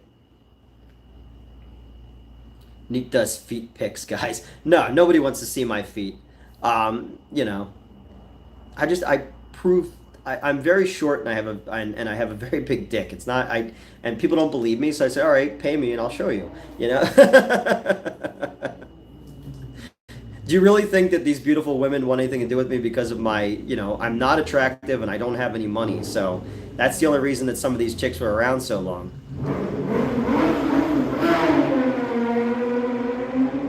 Yeah, that the machine lived with his mom, and he's like blasting like fucking Cookie Monster metal music as there's that weird as that scene in the house, and then Nick Cage is like out in the cemetery in the rain. That was really fucked up and weird, you know. And his mom, because the machine's mom was like going to on like a church thing, tracking the guy in porn, him tracking. Hold on, I missed that. What's the old movie about the guy tracking his daughter in porn? Yeah, that's hardcore. Fast and the Furious outside Newt's house. Yeah, I don't know why the fucking dude on the motorcycle just keeps coming around. Yeah, hardcore, because the it's like turn it off, turn it off. Yeah, it's a good one. George C. Scott's a great actor, though. Yeah, but a lot of these movies, you can tell it's like, oh, well, that's just kind of a remake of that. But I thought 8mm was really well done and really well handled, and it shows outside of the two Batman movies that Schumacher was a very, very talented filmmaker. He's just always saddled with those two fucking Batman movies. But he apologized for them in that thing on the DVD, which was pretty funny. I actually like Batman Forever less than Batman and Robin. Yeah, Phone Booth, great. Yeah, Phone Booth's another one with Colin Farrell back when he was in like every movie that year, and Kiefer Sutherland is the voice on the phone. That was a cool one. That's another one like talking about like writing small. Like, okay, it's a whole movie that takes place in a phone booth. Like that concept alone is very like student filmy, but he found a way to make it work, and I liked it. Yes, Batman Forever soundtrack is pretty great. Kiss from a Rose and Hold Me, Thrill Me, Kiss Me, Kill Me. Wicked Stupid Games, I think, by Jewel was on that one. I am. Yes, I live on the Fury Road. I live on a road and it makes me furious. That's kind of the same thing. I can't wait to move. So hopefully this other job comes through. The newer Western with Kiefer Sutherland is good. Forsaken. I remember there was a vampire movie called Forsaken from like 2001, but I don't think I've seen a Kiefer Sutherland one called Forsaken. I love him in Dark City. That's a great fucking movie. Phone Booth was a script originally written by Hitchcock that spent decades in development hell. Oh, interesting. I didn't know that. That's pretty cool. But it almost feels like it would be like yeah, I guess that makes sense though. Something like that. But it's wild to think that came out like 2003. It came out the same year as like Minority Report and Daredevil. Like Colin Farrell was like in everything back then. But he was great as the Penguin recently. 2002. All right, it was in that general area. I just remember I was at Regal when that came out. And I was at 15 Minutes came out in 2001. So I remember that. Is Rust going to come out? Lots of drama around that one. Probably not. It's like the one where the girl got hit by the train. That movie will probably never come out either. The one about the Allman Brothers, the Midnight Rider. yeah, I feel like a lot of that stuff, like the Twilight Zone movie, like it's hard to watch a movie where some big tragedy happened and then not just be thinking of that the entire time you're watching the movie. Dark City is incredible. I think that's one of those movies that I wish more people saw because it's just fucking it's this weird dark sci-fi, uh, Wizard of Oz almost. City of God is on HBO now. All right, I've seen that one. Bad Company with Chris Rock and Anthony Hopkins. Oh, I remember that one. I love In Bruges is great. In Bruges is fucking fantastic. I totally forgot Colin Farrell was in Dumbo, and I because the Tim Burton stuff, and they were talking about Dumbo. I was like, oh yeah, that was a movie that Danny DeVito was in and Michael Keaton was in. I was like, what the fuck? I tried to block that one out of my mind. I remember I had to run that at the Wayne, and I ran it in theater too, and I just kept leaving the theater and coming back and like, oh my god, it's still going. Because people would like, I would invite friends to come up and watch it, and I'd have no interest in watching it. I just wanted to spend time with friends, so I'd invite them up, and then I'd start the movie for them, and then I'd just sit in my office because I was like, I can't sit through Dumbo right now. I can't sit through a lot of the fucking bullshit that we had. Well, they kept, yeah. Why didn't they put the crows in there? I imagine.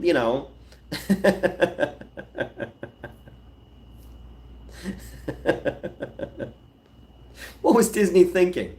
Um, oh yeah, the little guy. Why he works for Peanuts? Do you have any faith in the Beetlejuice? Yeah, I do actually. I'm looking forward to it. Again, I saw that clip the other day where it cuts to him doing Bava, and it looked like Black Sabbath, and I was like, all right, this is cool when he's speaking Italian and Monica Bellucci and stuff, and it's got a cool cast. It's got a good look to it. It's gonna pale to the original one, but regardless, I'm excited that it looks like Tim Burton gives a shit because it might give us some more like cool stuff again. Like give me it's gonna be hard. Ed Wood's my favorite movie of all time, but I feel like if we could get something like where his heart is in it again, I feel like we could get something really special.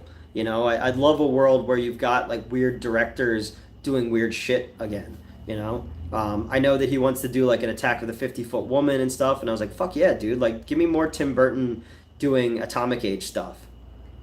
They should remake Cherry 2000. That'd be kind of cool.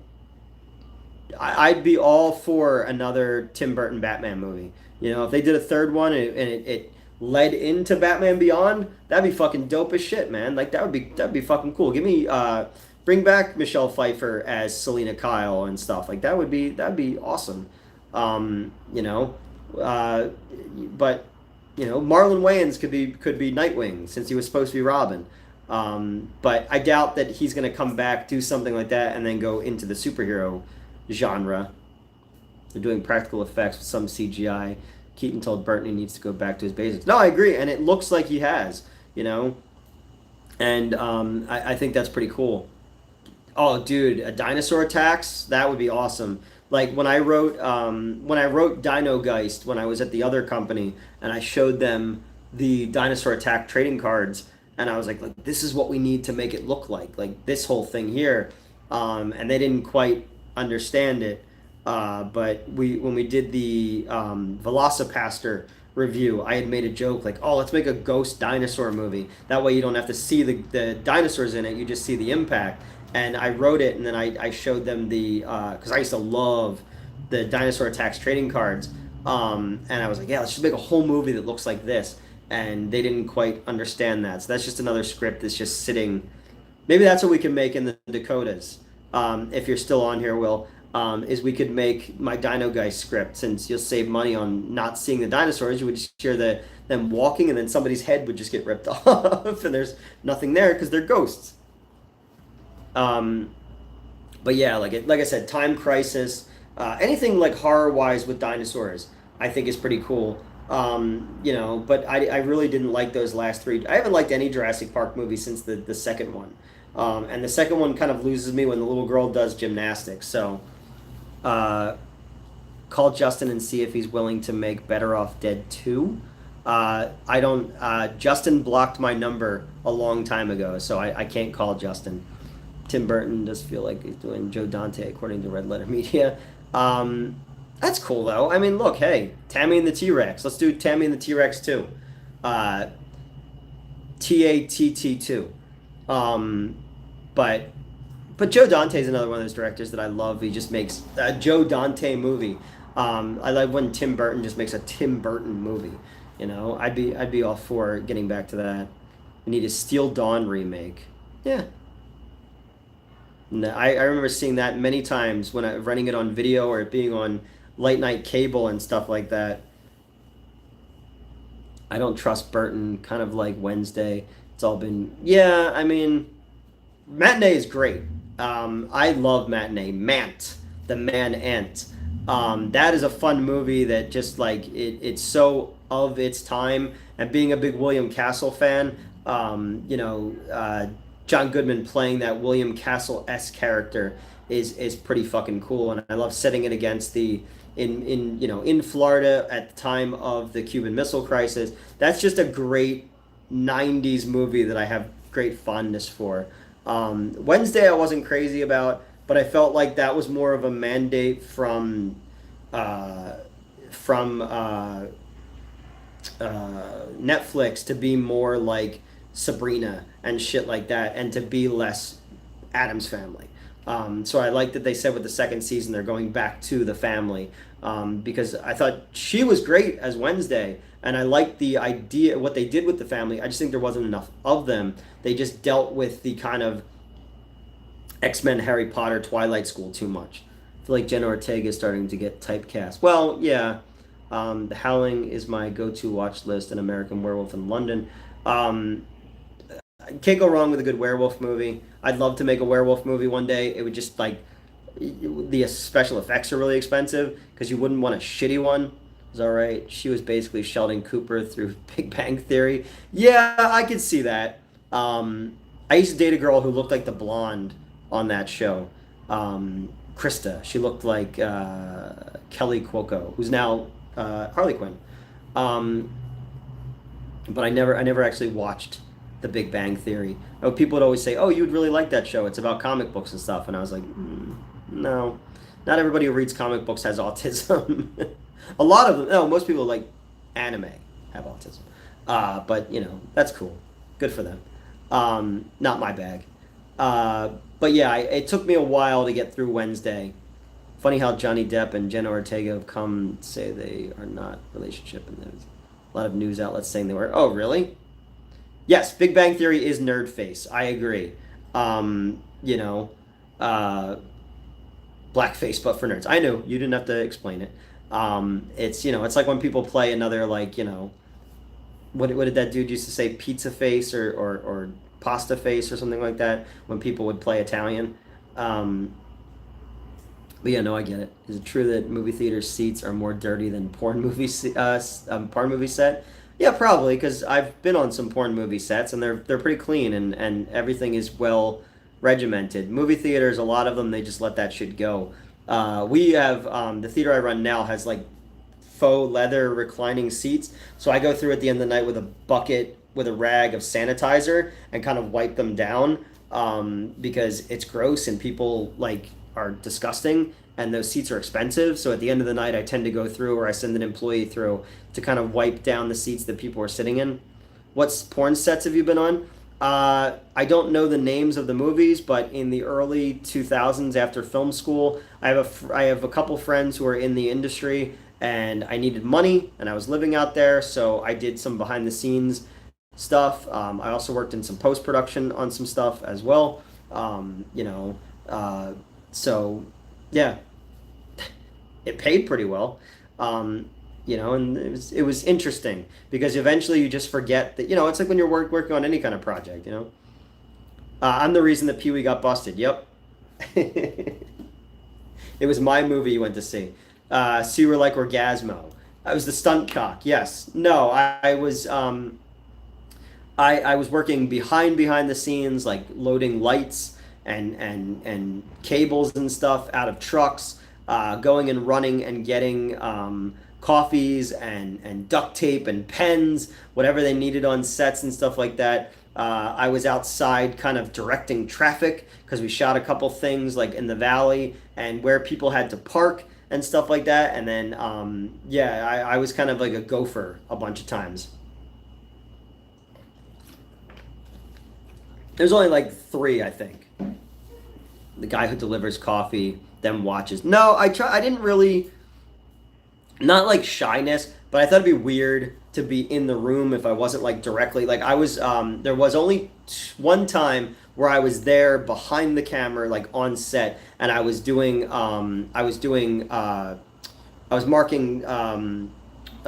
takes for the because we had the the clapboard. Um, so yeah, Bowfinger's awesome. Chubby Rain, what's up, Brian? How are you? Yeah, Bowfinger is a great fucking movie. I put that up there with like Ed Wood, with Living in Oblivion or Lost in Oblivion, American movie, like movies about making movies.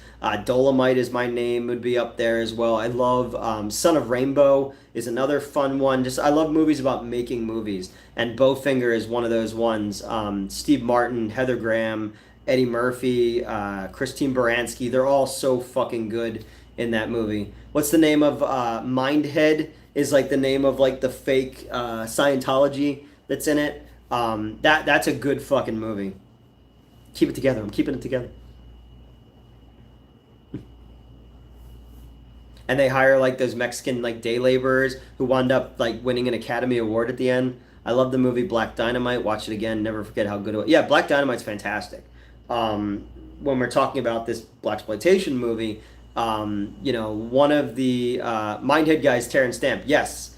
Hope your new movie's going well. Yeah, we're back to shooting tomorrow. We're gonna try to knock out another 10 pages, and we're getting closer. After tomorrow, I'll be about 10 pages from where we need to be. From here, though, is going to become the hardest part because now it's all about scheduling. Certain people who I need to be in scenes together don't seem to be available on the same days, so that's going to take a lot of work to get things together.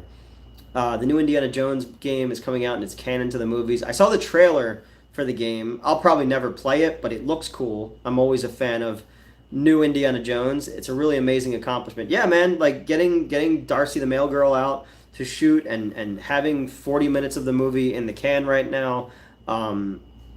It's been a lot of work. I'm so fucking appreciative of Will to be an investor on the movie and to help me out to get things started, and for Mark and his wife in Delaware to help me out, and then everybody who's come to be part of it so far. We've had a lot of issues on set with some of the actresses and stuff, and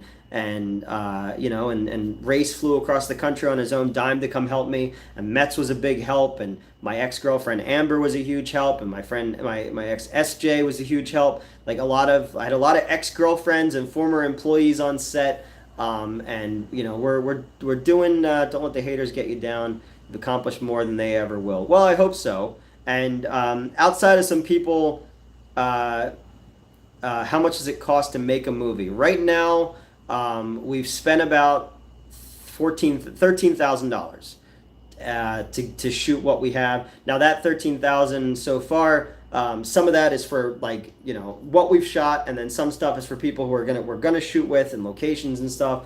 So we're working on it. And then everything from Buscemi's great in Living in Oblivion. That's like, it was one of those like film school movies that I remember watching when I first got to film school. We had some people who were connected to the people who I used to work with warn Diana and Darcy not to come and work with me, that I'm apparently abusive towards women and stuff like that, and I'm a plagiarist and all that. But thankfully she ignored all them and came out, and we had fun, and she's gonna come do another project with us. We're gonna hopefully do a post-apocalyptic movie in the Dakotas after this, and then I got Vampire. We're working like on the Plan 9 puppet thing again, and then I got this manuscript for this sequel to a 70s movie. That'll be the movie after that. But once the HVAC system is into the studio space, I'll be able to get up there more often and start like shooting more, because our goal is to have at least 3 finished films by the end of the year. That means going and finishing the stuff from Midnight Show, because we're almost completely reshot everything that had Crystal, Justin, Tony, Kieran, all those people that said they'd sue me if I used them in the movie. So I've been reshooting for the last 3 years all of their stuff and plugging it into the movie, and we're almost completely done. I've got about 15 more minutes left to shoot, and then that movie's completely done. I've been working on that since 2012. And that was a lot of footage to reshoot because they're in, especially the redhead, is in so much of the movie. I'm always in your corner rooting for you. Thank you, man. I appreciate that. That means a lot to me. Um, but it'll be cool to have stuff out that we can take on the road and then have an excuse to do conventions and all, and employ more people. And then the other producer I'm working with really, hey, what's going on, Hunter? The other producer I'm working with is more hardcore on getting like more, faces that people know. So we got Darcy. Who else can we get? So you might see one or two more cameos in Amityville Pool Toy Massacre. It's just a matter of figuring out when and how and all that kind of stuff. And then I got a bunch of more props and things we built for other movies that we've never used. So I'm going to try to use them in this one, and just make it a big weird puppet movie. Cool to meet you at a convention someday. Yeah, man, it'd be cool to meet you too.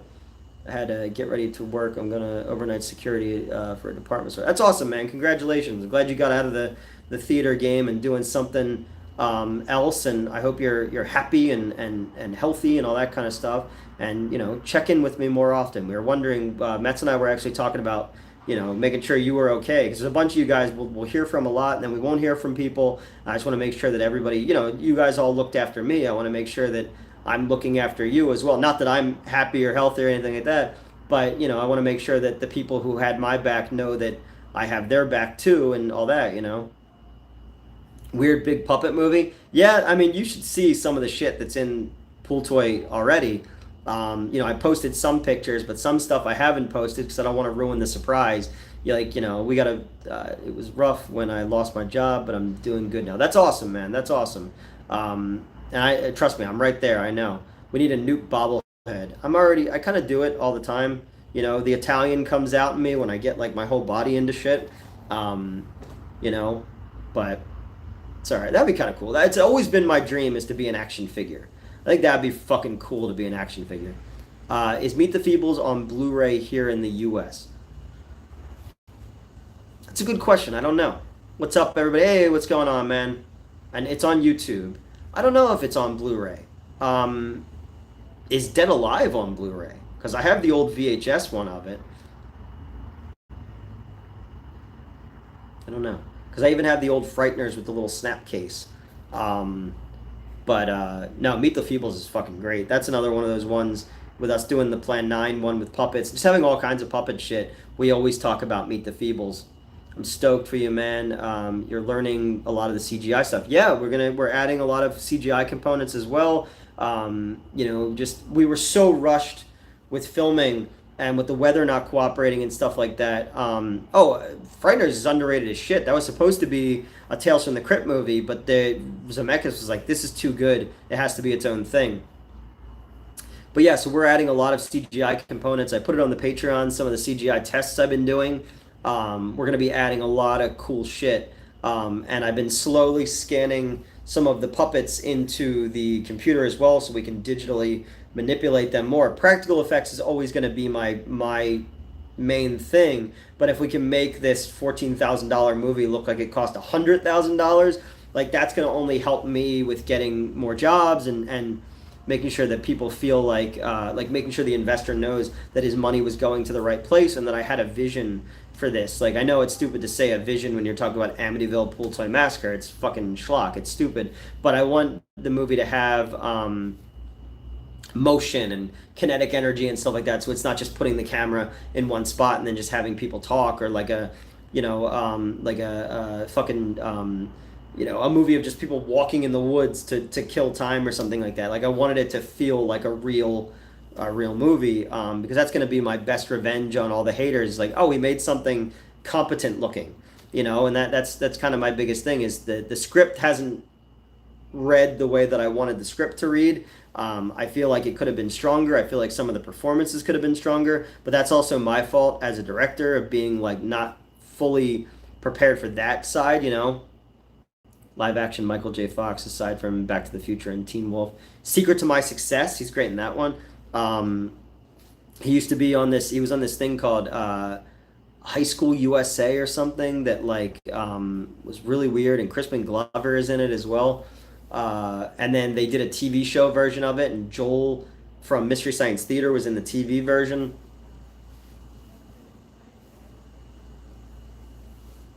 But yeah, no, I'm excited to be making stuff. And Doc Hollywood, yeah, he's great in Doc Hollywood. Did a lot of stuff. Life with Mikey, remember Life with Mikey? I just remember he had a Astro Zombies poster on his wall in his apartment in that movie, and just being like, "That's the coolest thing. I wish I had an Astro Zombies poster." Ted V. Michaels Astro Zombies with Tora Satana. Um, Buddy cop movie he did with James Woods. Oh yeah, what was that? It wasn't Colors. Um, Fuck, what was the movie? I can picture the VHS box cover, but I can't think of what it was. Colors was with Sean Penn. The Hard Way, yes. See, I can picture the box cover. Oh, hi, cat. It's mad when the penis. Yeah, literally, we're just talking about that last night at work. There was a dude asking me about like movie urban legends, and I told him that that was debunked. Can I help you with something? Hmm? Copies the way James Woods eats a hot dog, which pissed me, which pisses him off. Oh yeah, I remember that.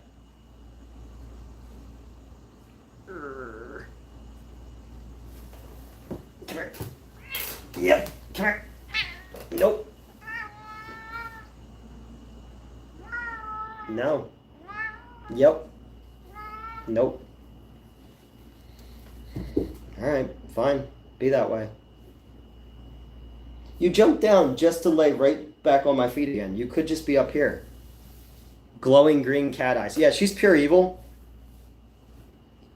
You could just sit right here and you'd be happier. This cat, man, I tell you. She's got the moon in her eyes and hate in her heart. Um, yeah, she's something. No, you could have been up here on camera. People would admire you, but instead you're just gonna lay right there. This is why we need couples therapy. No luck with these women. Um, but yeah, no. What were we talking about? We're talking about Michael J. Fox. Frighteners is great, great cast. Creepy, cool use of CGI at that time too. Have you seen The Land That Time Forgot from 1974? Yes. Um, that's fuck the dude who they based Troy McClure on. Doug McClure, I think is his name, is in it. Caroline Munro is in that one as well too, if I'm not mistaken. Am I thinking of the right one? Doug McClure, yes. Yeah, I've seen that one a bunch of times. Was Peter Cushing in that movie as well, or am I mistaken? I don't remember. But yeah, no. And then Mystery Science Theater did that one when they rebooted for Netflix. I think that was one of the ones they did. That used to be on like local TV constantly. There was like a package of British horror and sci-fi movies. No, Cushing is at the Earth's core. Okay, then I'm thinking the wrong one. Um, yeah, but there was like I remember that one was on constantly when I was a kid on like regular television, like pre-cable days.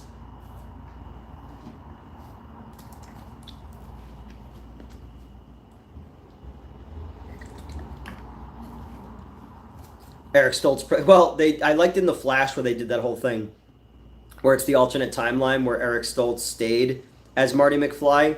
Um, uh, but yeah, Eric Stoltz, he was playing it wrong, and I think Newt would make fun with a Never Too Young to Die ripoff movie, like a sexy Bond ripoff movie.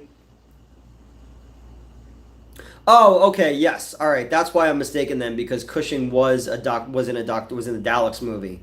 That's why I get them mistaken. All right. Never Too Young to Die is weird.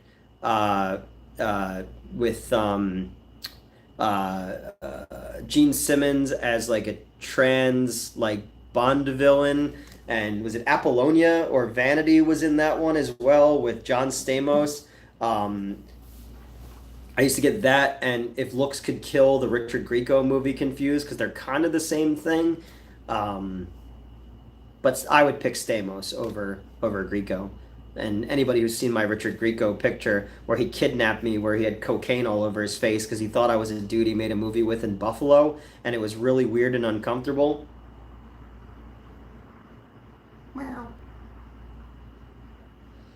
But yeah, At the Earth's Core. Trying to think of some of those other ones that used to just be on constantly. There was a lot of those British, yeah, is it the Time People? I think was one of them. Favorite De Palma film. Favorite De Palma film would be Blowout, and then second would be Phantom of the Paradise. Blowout's in my top 10 favorite movies of all time. I love that movie.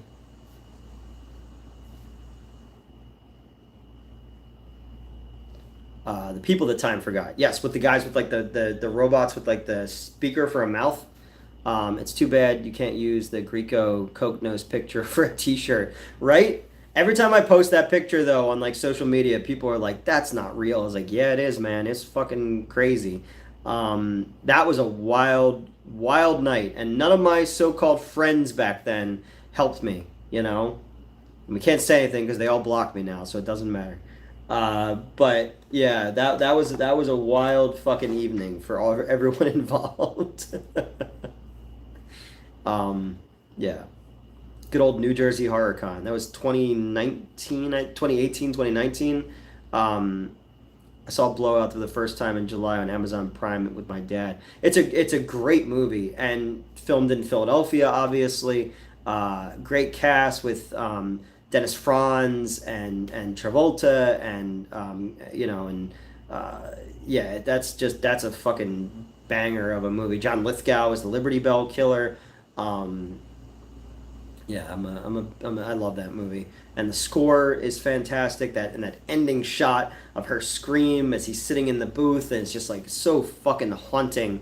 And then they use that musical cue in Death Proof, in the scene where the girl's sitting outside of the Texas Chili Parlor, and she's sending a text message. They use that little musical cue from Blowout, but that's it's definitely my favorite De Palma movie and in my top 10 favorite movies of all time. Thoughts on Polanski? It's very hard to, well, yeah, the Scream, because in the beginning they do that amazing like tracking shot. They kind of steady cam shot, but it's not quite a steady cam shot because it's supposed to be a low budget movie. And that was like the first time I recognized that in a movie. Like, oh wow, you can do this technically proficient thing, but they're making it look like it's being done by like a B movie producer. Like that's fucking great, you know. And their Scream is terrible. Uh, when it comes to Polanski, it's no secret that Polanski's a genius, but it's very hard to separate the art from the artist. So I haven't really thought much of Polanski in years. I think the last movie of his that I saw was maybe like The Ninth Gate. But you do take things that he made in the past, and there is no, they are genius. Rosemary's Baby, Chinatown, no, I mean, incredible. His films are incredible, but it's very hard to separate from what he did, and that seems to be the case a lot. People are able to separate, but again, as somebody who was abused when I was a child, it's very hard to, it's like the Jeepers Creepers guy. Like people are like, oh, who cares? It's just a movie, and I was like, I can't do it. I can't separate what he did. I don't watch his new stuff. Yeah, me either. But again, it's the same thing. Like the director of Jeepers Creepers. But I mean, it's like every. I do think that the Sharon Tate murder sent him off the deep end. No, and that's fine. But also you look at any like somebody in here earlier brought up Dan Schneider, and it is once you do have that kind of power, people do. Yeah, there are some bells you can't unring. Exactly. Power and lust are a a wicked combination. And I find that a lot of people who are in the entertainment business are just fucking disgusting people. And once I find out something about somebody, it does taint. Uh, oh yeah, he made Powder right out of jail.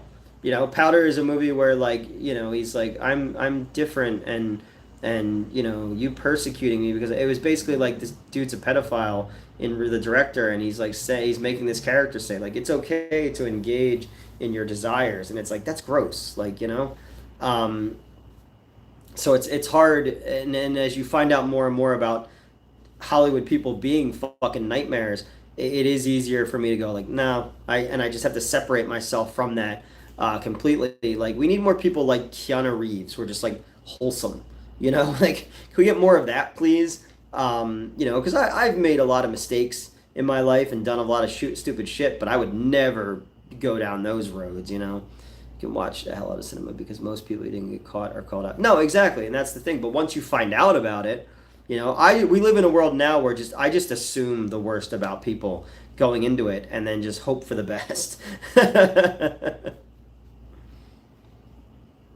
Yeah, yep. He was the dad on It's Always Sunny. He was the dad on Seventh Heaven. Like, it's gross. It's just the whole fucking thing is disgusting. Eyes Wide Shut. I've seen a thing that, like, some YouTube guy did like a 3 hour long video where he's talking about how Kubrick was like talking about the Hollywood elite, Illuminati or whatever, through Eyes Wide Shut. But that script's been around since the '60s. It was based on a book from the '60s. So was he funneling his own experiences through that story, basically? Like, I don't know what to believe on that one, because then they say the same thing about him faking the moon landing and all that kind of stuff. Huge Kubrick film essay guy on. Yeah, I think that's the one I saw. No Island in Eyes Wide Shut. Well, it said there's a private compound. I wish Keanu was the character he played in Neon Demons in real life. Yeah, made a great video on The Shining. I think I've seen that one as well. Again, Kubrick was a genius, but he was apparently a fucking nightmare to work with. So it's all about where we draw our lines with people, and is emotional abuse as bad as physical abuse? I've been physically and mentally abused by people in the past, so it's very hard as to where you draw your lines and stuff like that. But yeah, I don't know. When it comes to, like, the shit that we grew up on, I'm watching movies in the '80s and the '90s in an age before social media and all that, where we don't know who and what these people are, and then it colors everything differently when you find out about this stuff. Didn't the Shining set burn down at one point and had to be rebuilt? Not that I know of. I know that's happened on a bunch of other sets. Like, I know, like, in Tunisia, like, the Star Wars sets were destroyed. In a couple other movies, like League of Extraordinary Gentlemen in Hungary, had like this horrible flooding, and those sets were destroyed. They probably should have just not finished the movie at all. It happened a bunch of times to Terry Gilliam while he was making that Lost in La Mancha movie, and Gilliam just has terrible luck when it comes to his movies. But yeah, it's happened a bunch. But I don't remember anything about The Shining sets catching fire. There's a story about the legend of set burning down, the '07 Pinewood Studios. Oh, okay. Uncle Owen and Vampirou. No. They're the real skeleton crew. The only time that the stormtroopers ever hit anything. But I guess it's not fair. They were senior citizens, It's like fishing with dynamite.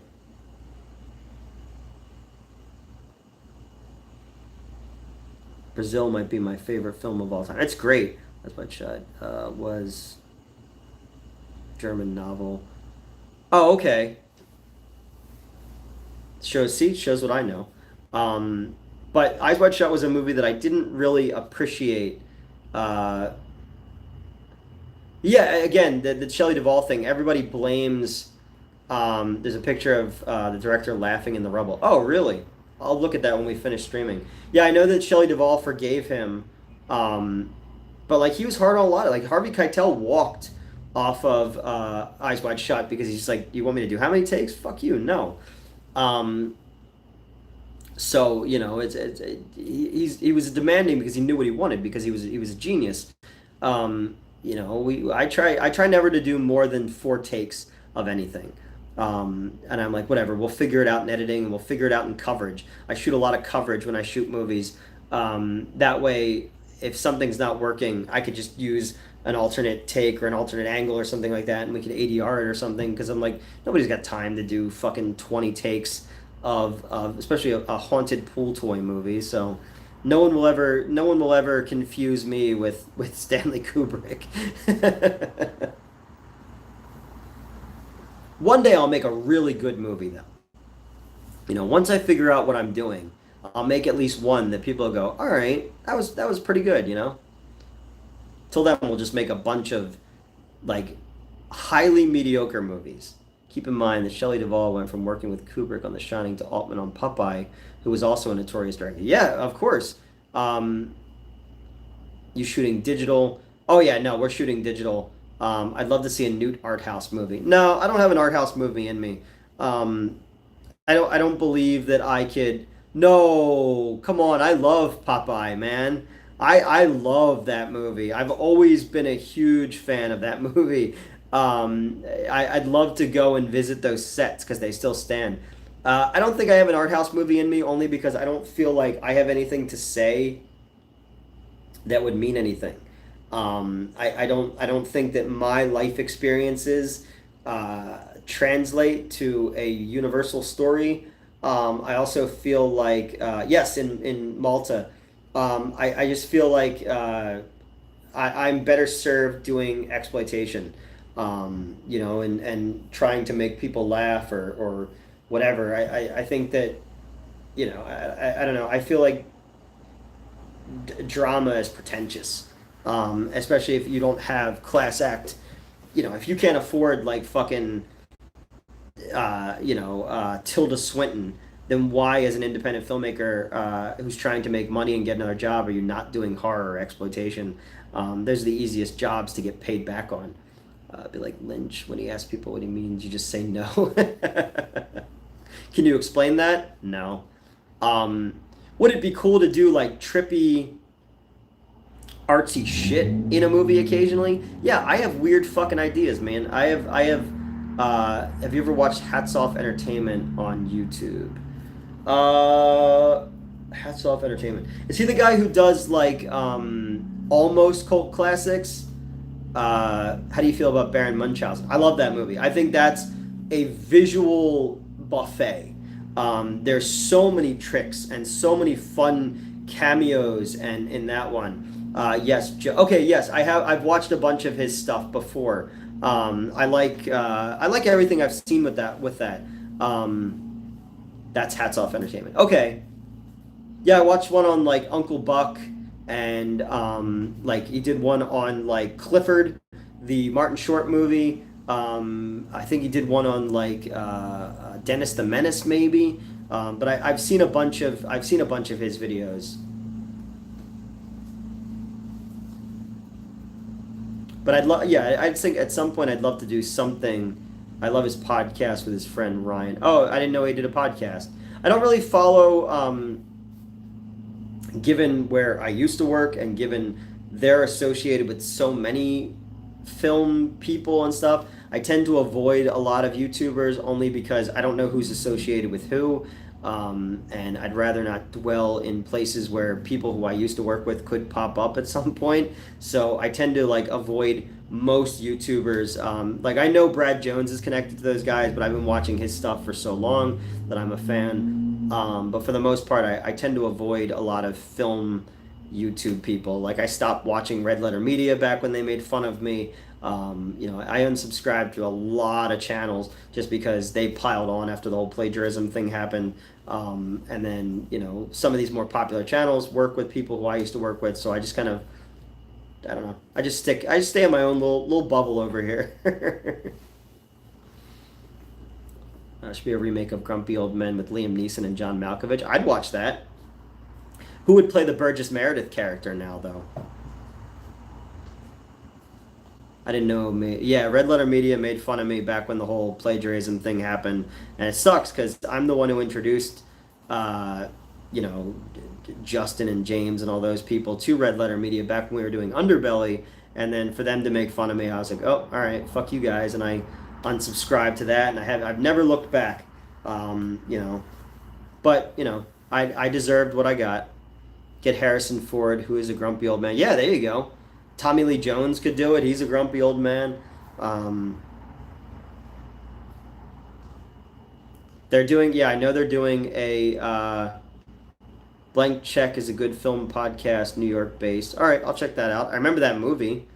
Uh, didn't Red Letter Media get super lame as of late? I have no idea. I haven't seen them since they made the comments about me. I never look back. Um, it takes a lot to be so jaded all the time and so hateful. Yes, everything is stupid now and nothing is as good as it used to be. I get it. Like, that's every YouTuber. Mike looks like a drunk.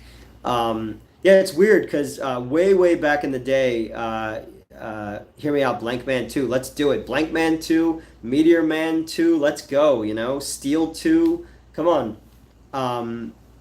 But yeah, way back in the day, I was working with that guy Brental Floss, and he was on a Red Letter Media episode like back before they did the Star Wars.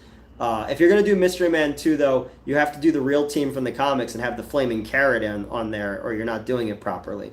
Because I remember the Mystery Men comics, again from Dark Horse, just like Time Cop. But yeah, I discovered Red Letter Media early, and then yeah, and for them to take a shot at me, and I was just like, all right, whatever, fuck off. It cleared my subs really easily. I unsubscribed to so many channels the same month. It was great.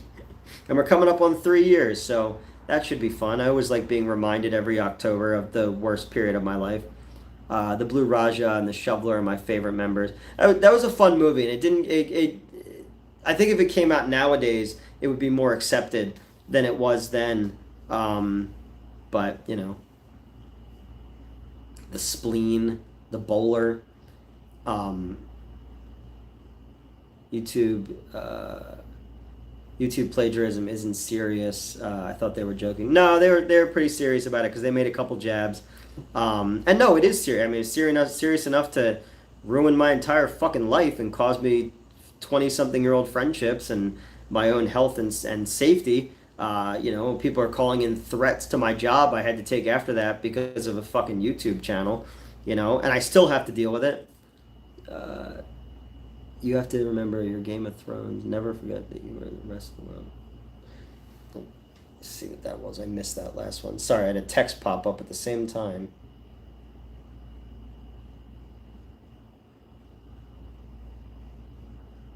Because I've still never finished Game of Thrones. Rest of the world will not wear it like armor and should never be used to hurt you. Well, it does. It is still something that I deal with on a daily basis. It is nice to just randomly get random Instagram messages that call me a plagiarizing F slur. And I'm like, wow, we're still doing this, huh? But that is what it is.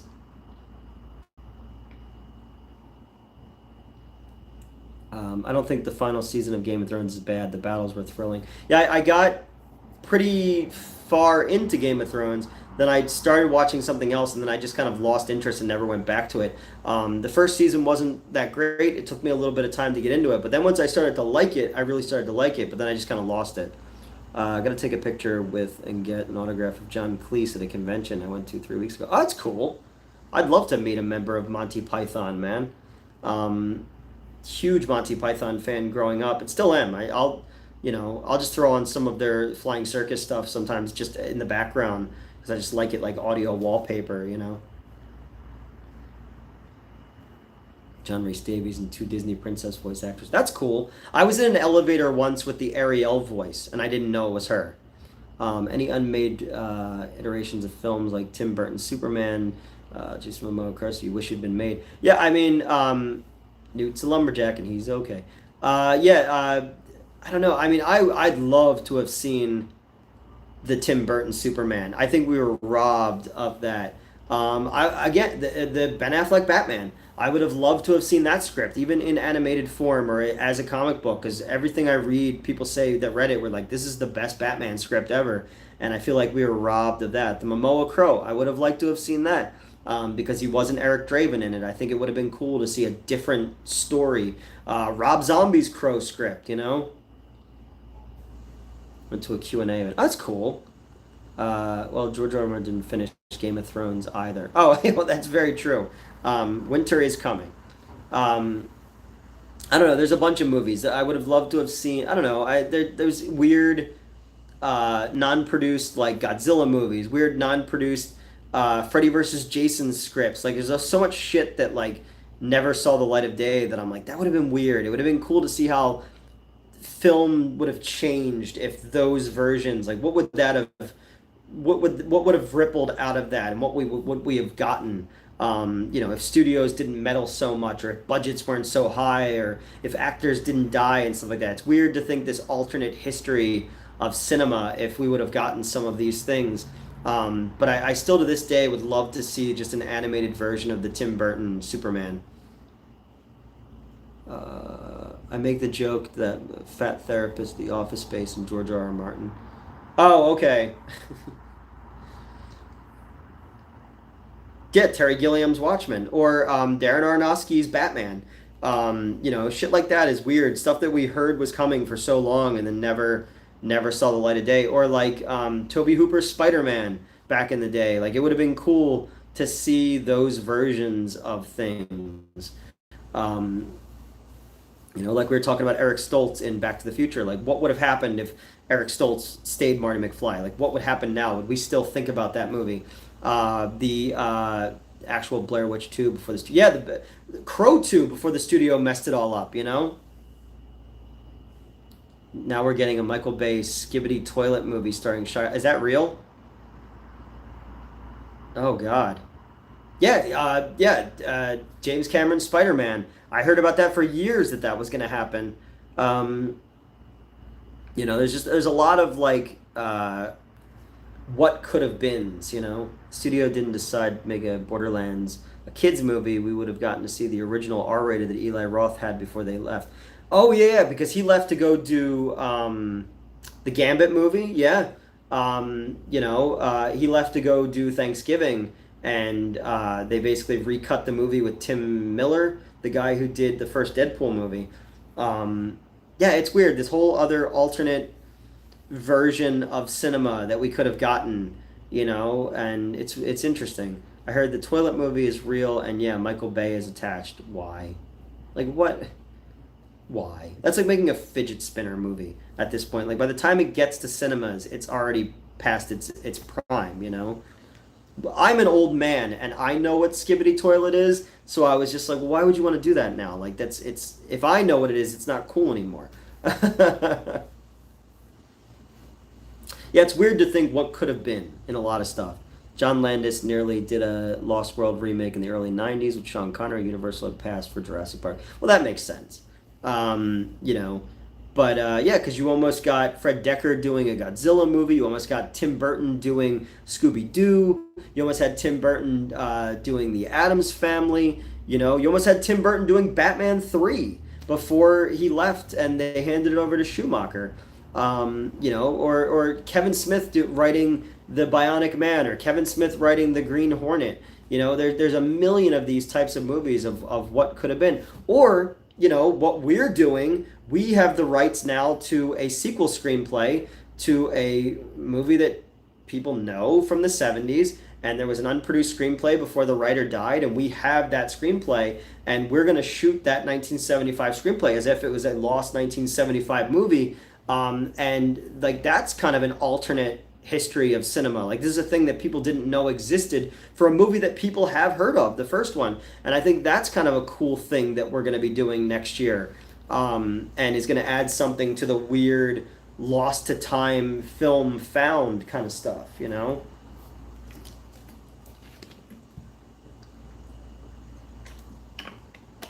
What happened to Borderland? Steve Miner, who did Friday the 13th, was going to do. That's right, he was going to do a Godzilla 3D as well. There and think about, like, we'll never get to see Batgirl. We'll never get to see Coyote versus Acme and stuff like that. There's like movies out there, the Day the Clown Cried. There's like there's this world of cinema that we'll never see because movies are reworked in editing and reshot, and like I'm happy that we got to see the Snyder cut. Like I hated the Joss Whedon version, and it was cool to see that there was a whole other movie. I got to see the a truer intention version of Caligula recently, and it's crazy to think, like, wow, there's this whole other version of this movie that I've seen a million times that exists out there, and that's so interesting when it comes to film.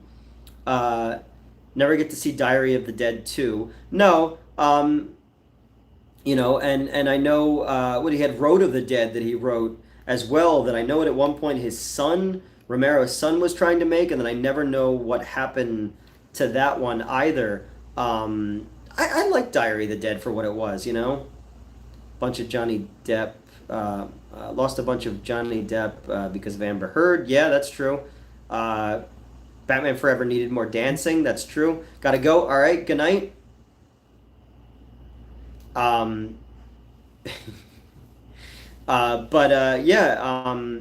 We good old Amber Turd. But yeah, there's this whole other realm of cinema that gets lost in the studio system, and it's hard to make a movie. It's fucking, like, even for $13,000, what we're trying to do right now, like, it's fucking hard to make a movie. And I imagine with millions of dollars and more people to answer to, it gets even harder and harder. There should be an R-rated version of Paint Your Wagon where Clint Eastwood kills everyone at the end. I'd be all right with that, But Batman Forever, the Schumacher cut exists. And I'd love to see that version. There was these dudes who I used to be friendly with, and then they cut me off because the other guys was the Epic Film guys. They saw the Schumacher cut at Kevin Smith's theater, I used to be super cool with those guys, but they made their choice. And but yeah, their write up of it made me kind of excited to see that movie, and I don't particularly like Batman Forever. Go see the Toxic Avenger musical in South Camden Theater. Oh, really? When is that? I'd go see that. I saw it at Rutgers, New Brunswick, back when the redhead was going to school there, when she and I were dating. We saw it up at Rutgers. But if it's playing in Camden, when? I'd love to go see that again. I'm right over the bridge in Philly. Yeah, Peter Dinklage, Toxic Avenger. Not sure if we'll ever get to see that. Good. I remember when I had Bell's palsy, we had meetings with, so anybody who knows, Retroware is doing the Toxic Crusader game. They used to come down to my office when I used to work with that other company, and they were doing meetings where Ryan, who owned the company, they would just jerk each other off and have these long, September 13th to the 20th. All right, I'm going to look into that. But they were talking about, the only games for them that ever made any money was the AVGN games. And they're like, we need to get an IP, we need to license something. And they were going on and on about getting Silverhawks, which is cool to me, but I'm like, who the fuck's going to do that? And I was just like, I just spouted out. I was like, well, why don't you do Toxic Avenger?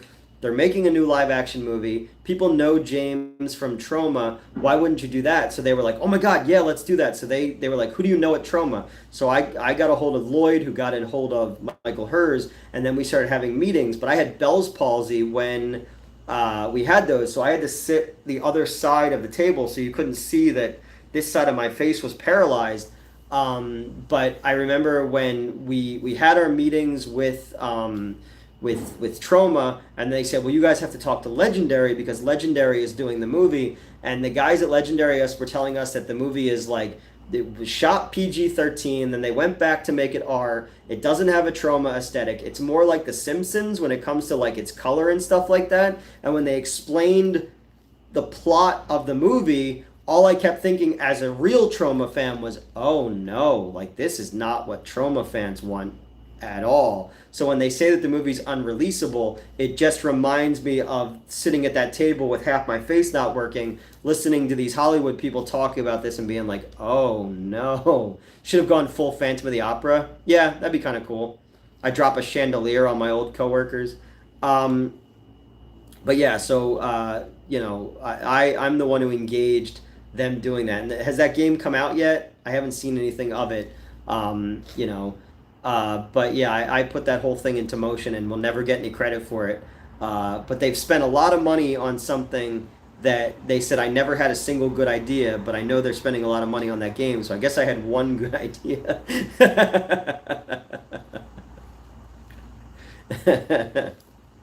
And trust me, I was the games team manager there, and they were pumping all this money into these games like Dodo Peak and shit like that. That will just there's like, who wants this? Why are we just making Castlevania ripoffs over and over again?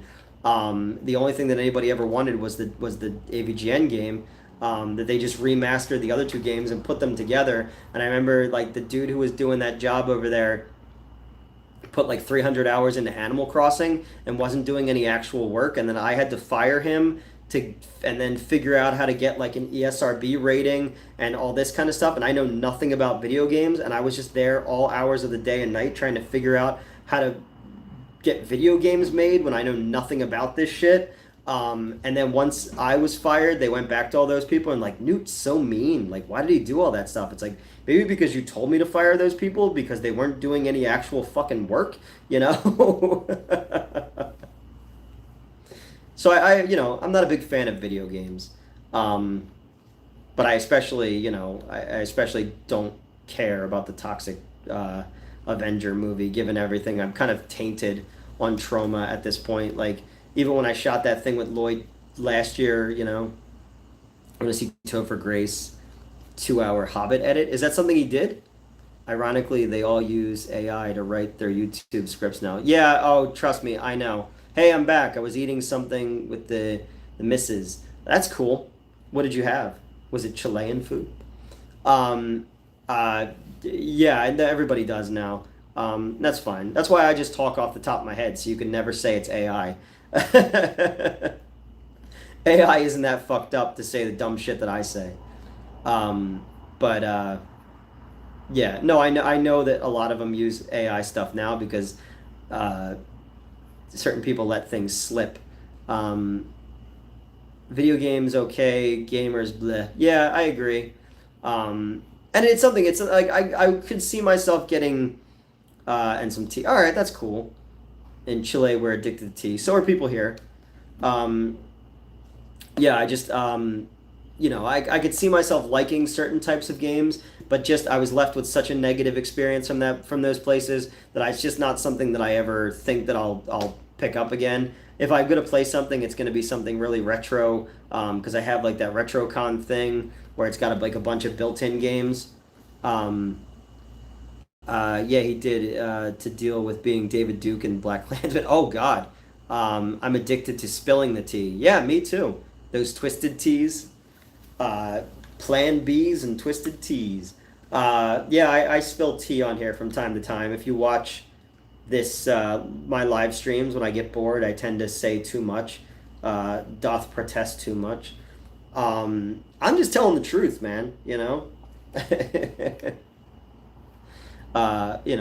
Especially that whole period. Like, it was very stressful to not have the use of half of your face and then for it to be a joke to people. That's fucking scary and stressful. But, what do you think of that, Elvira? You're just gonna eyeball me? You're not gonna add anything to the conversation? That's fine. Uh, but yeah. Well, that's good. I'm glad you had pizza and tea. I had a slice of pizza earlier today, but it was leftovers. Um, a week is Thursday. We were celebrating our Independence Day, so it would be a whole week of Chilean food and stuff. The only week Chileans love Chile. That's true. You did tell us about that in the video that we shot. Um, well, it depends on how you watch that video. It's either me sitting by myself in my car talking for an hour, or you were actually there.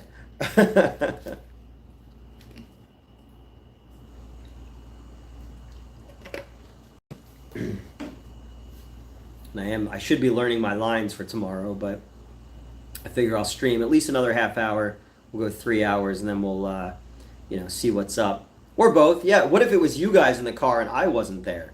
You know, how's that for a mind fuck? Um, Elvira is hankering for Mountain Dew Baja Blast alcohol seltzer. I haven't tried those yet. I've seen them in stores, but I haven't tried them yet.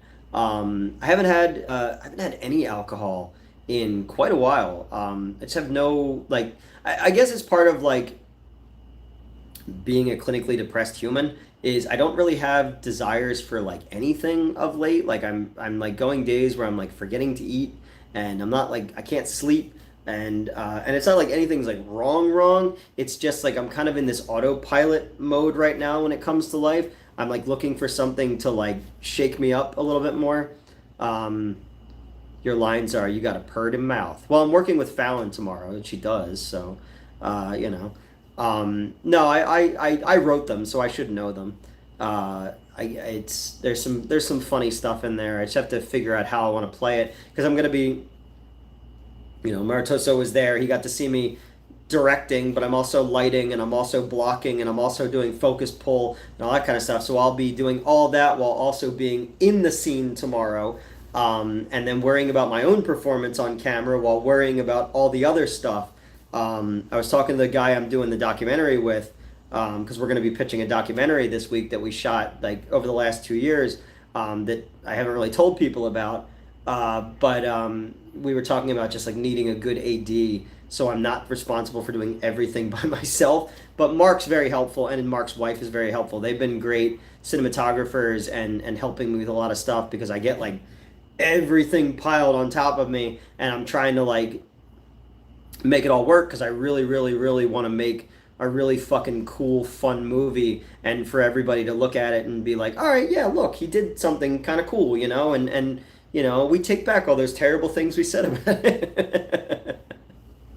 So I'm constantly like trying to make it different than like a regular indie movie, and sometimes I'm failing miserably. There's a couple scenes I'm watching the footage of and being like, oh my god, I could have done so much better with that. And I was just like, I'm like, all right, we got to keep moving. We're losing the location, we're losing light, it's raining, and that kind of stuff sucks. So I can't wait to be in the studio and like making a movie in a controlled environment where we don't have to worry about the rain and the locations and stuff like that. So yeah, hopefully that's next, right?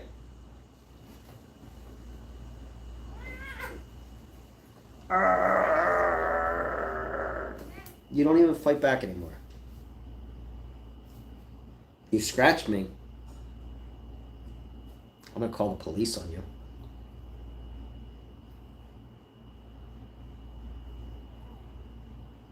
You wanna fight? I'll fight my cat right here on camera. I don't even care. So yeah, no. So that's my tomorrow.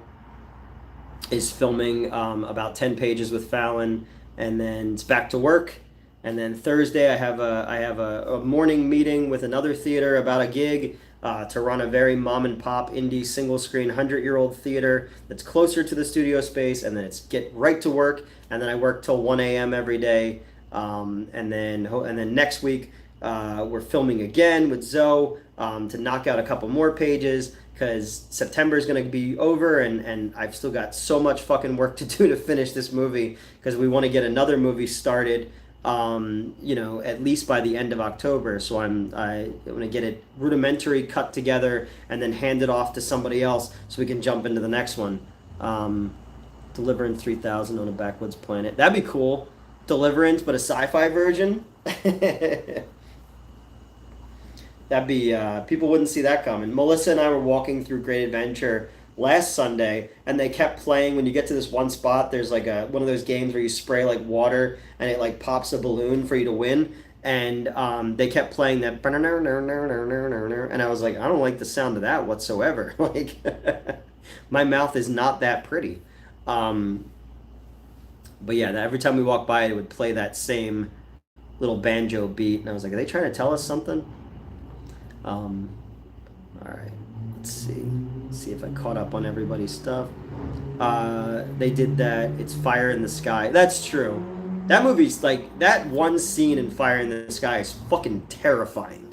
where with the alien, the aliens, they put that fucking big body condom over him and shit like that. Like that scene comes out of nowhere and is legit terrifying. That dude is like done. Like he's spoken in public before. He did a speech at like he did like a talk up by the Wayne Theater one time, and I missed it. And then he did one at the drive-in because I remember my former best friend got passes for us to go see that for my birthday, and then I got fired. Then everybody stopped talking to me, so he took my former best friend took my former girlfriend when the two of them were hooking up. So that was fun to hear about that. More tea getting spilled. Yeah, I'll hang out for a little bit longer, guys, and then I'm gonna go and get maybe start learning this fucking script. And so if anybody else got anything they want to throw at me, go ahead. If not, I'll sign off. I appreciate everybody hanging out with us for the last almost 3 hours. There's I didn't know if anybody was gonna pop on, but we had like 35 people watching at one point, which is cool. I never know like who's gonna watch or who's not gonna watch or anything like that, especially when we don't plan anything in advance. I just folded a load of laundry 2 hours ago and was like, I'm gonna pop on and see if anybody wants to watch. And learn your bloody lines. Yeah, I have to, but again, I wrote it, so if I change it, I could just say I'm doing a rewrite as the writer, because I'm a professional like that. Philly's in a tough battle with the Braves right now. They're going into the 11th. Oh shit, yeah. Game started at 7. Fuck. 2-2. All right. Last night's game was a lot of fun. The first night was fun. The night before that, not so fun. 7-2. We had it on the huge TV in the bar in the lobby, and I was like, "Can we watch something else?" And then my producer last night was at he's in Colorado right now. He was at the Colorado and Baltimore game the other night, so he was sending me pictures from the Mile High Stadium or wherever they play now. But yeah, all right. Well, I'm gonna go check out the game then. Then I will chat with all of you guys later. I'll post some stuff from our shoot tomorrow. And I'll put some stuff up on the Patreon as well, some behind the scenes stuff. And then the week after, we'll be filming again. That's not tomorrow, but the next shoot will be lots of boobs and lots of blood. Probably the most we've had on this entire shoot so far. See you guys. See you guys on the next one. Have a good night.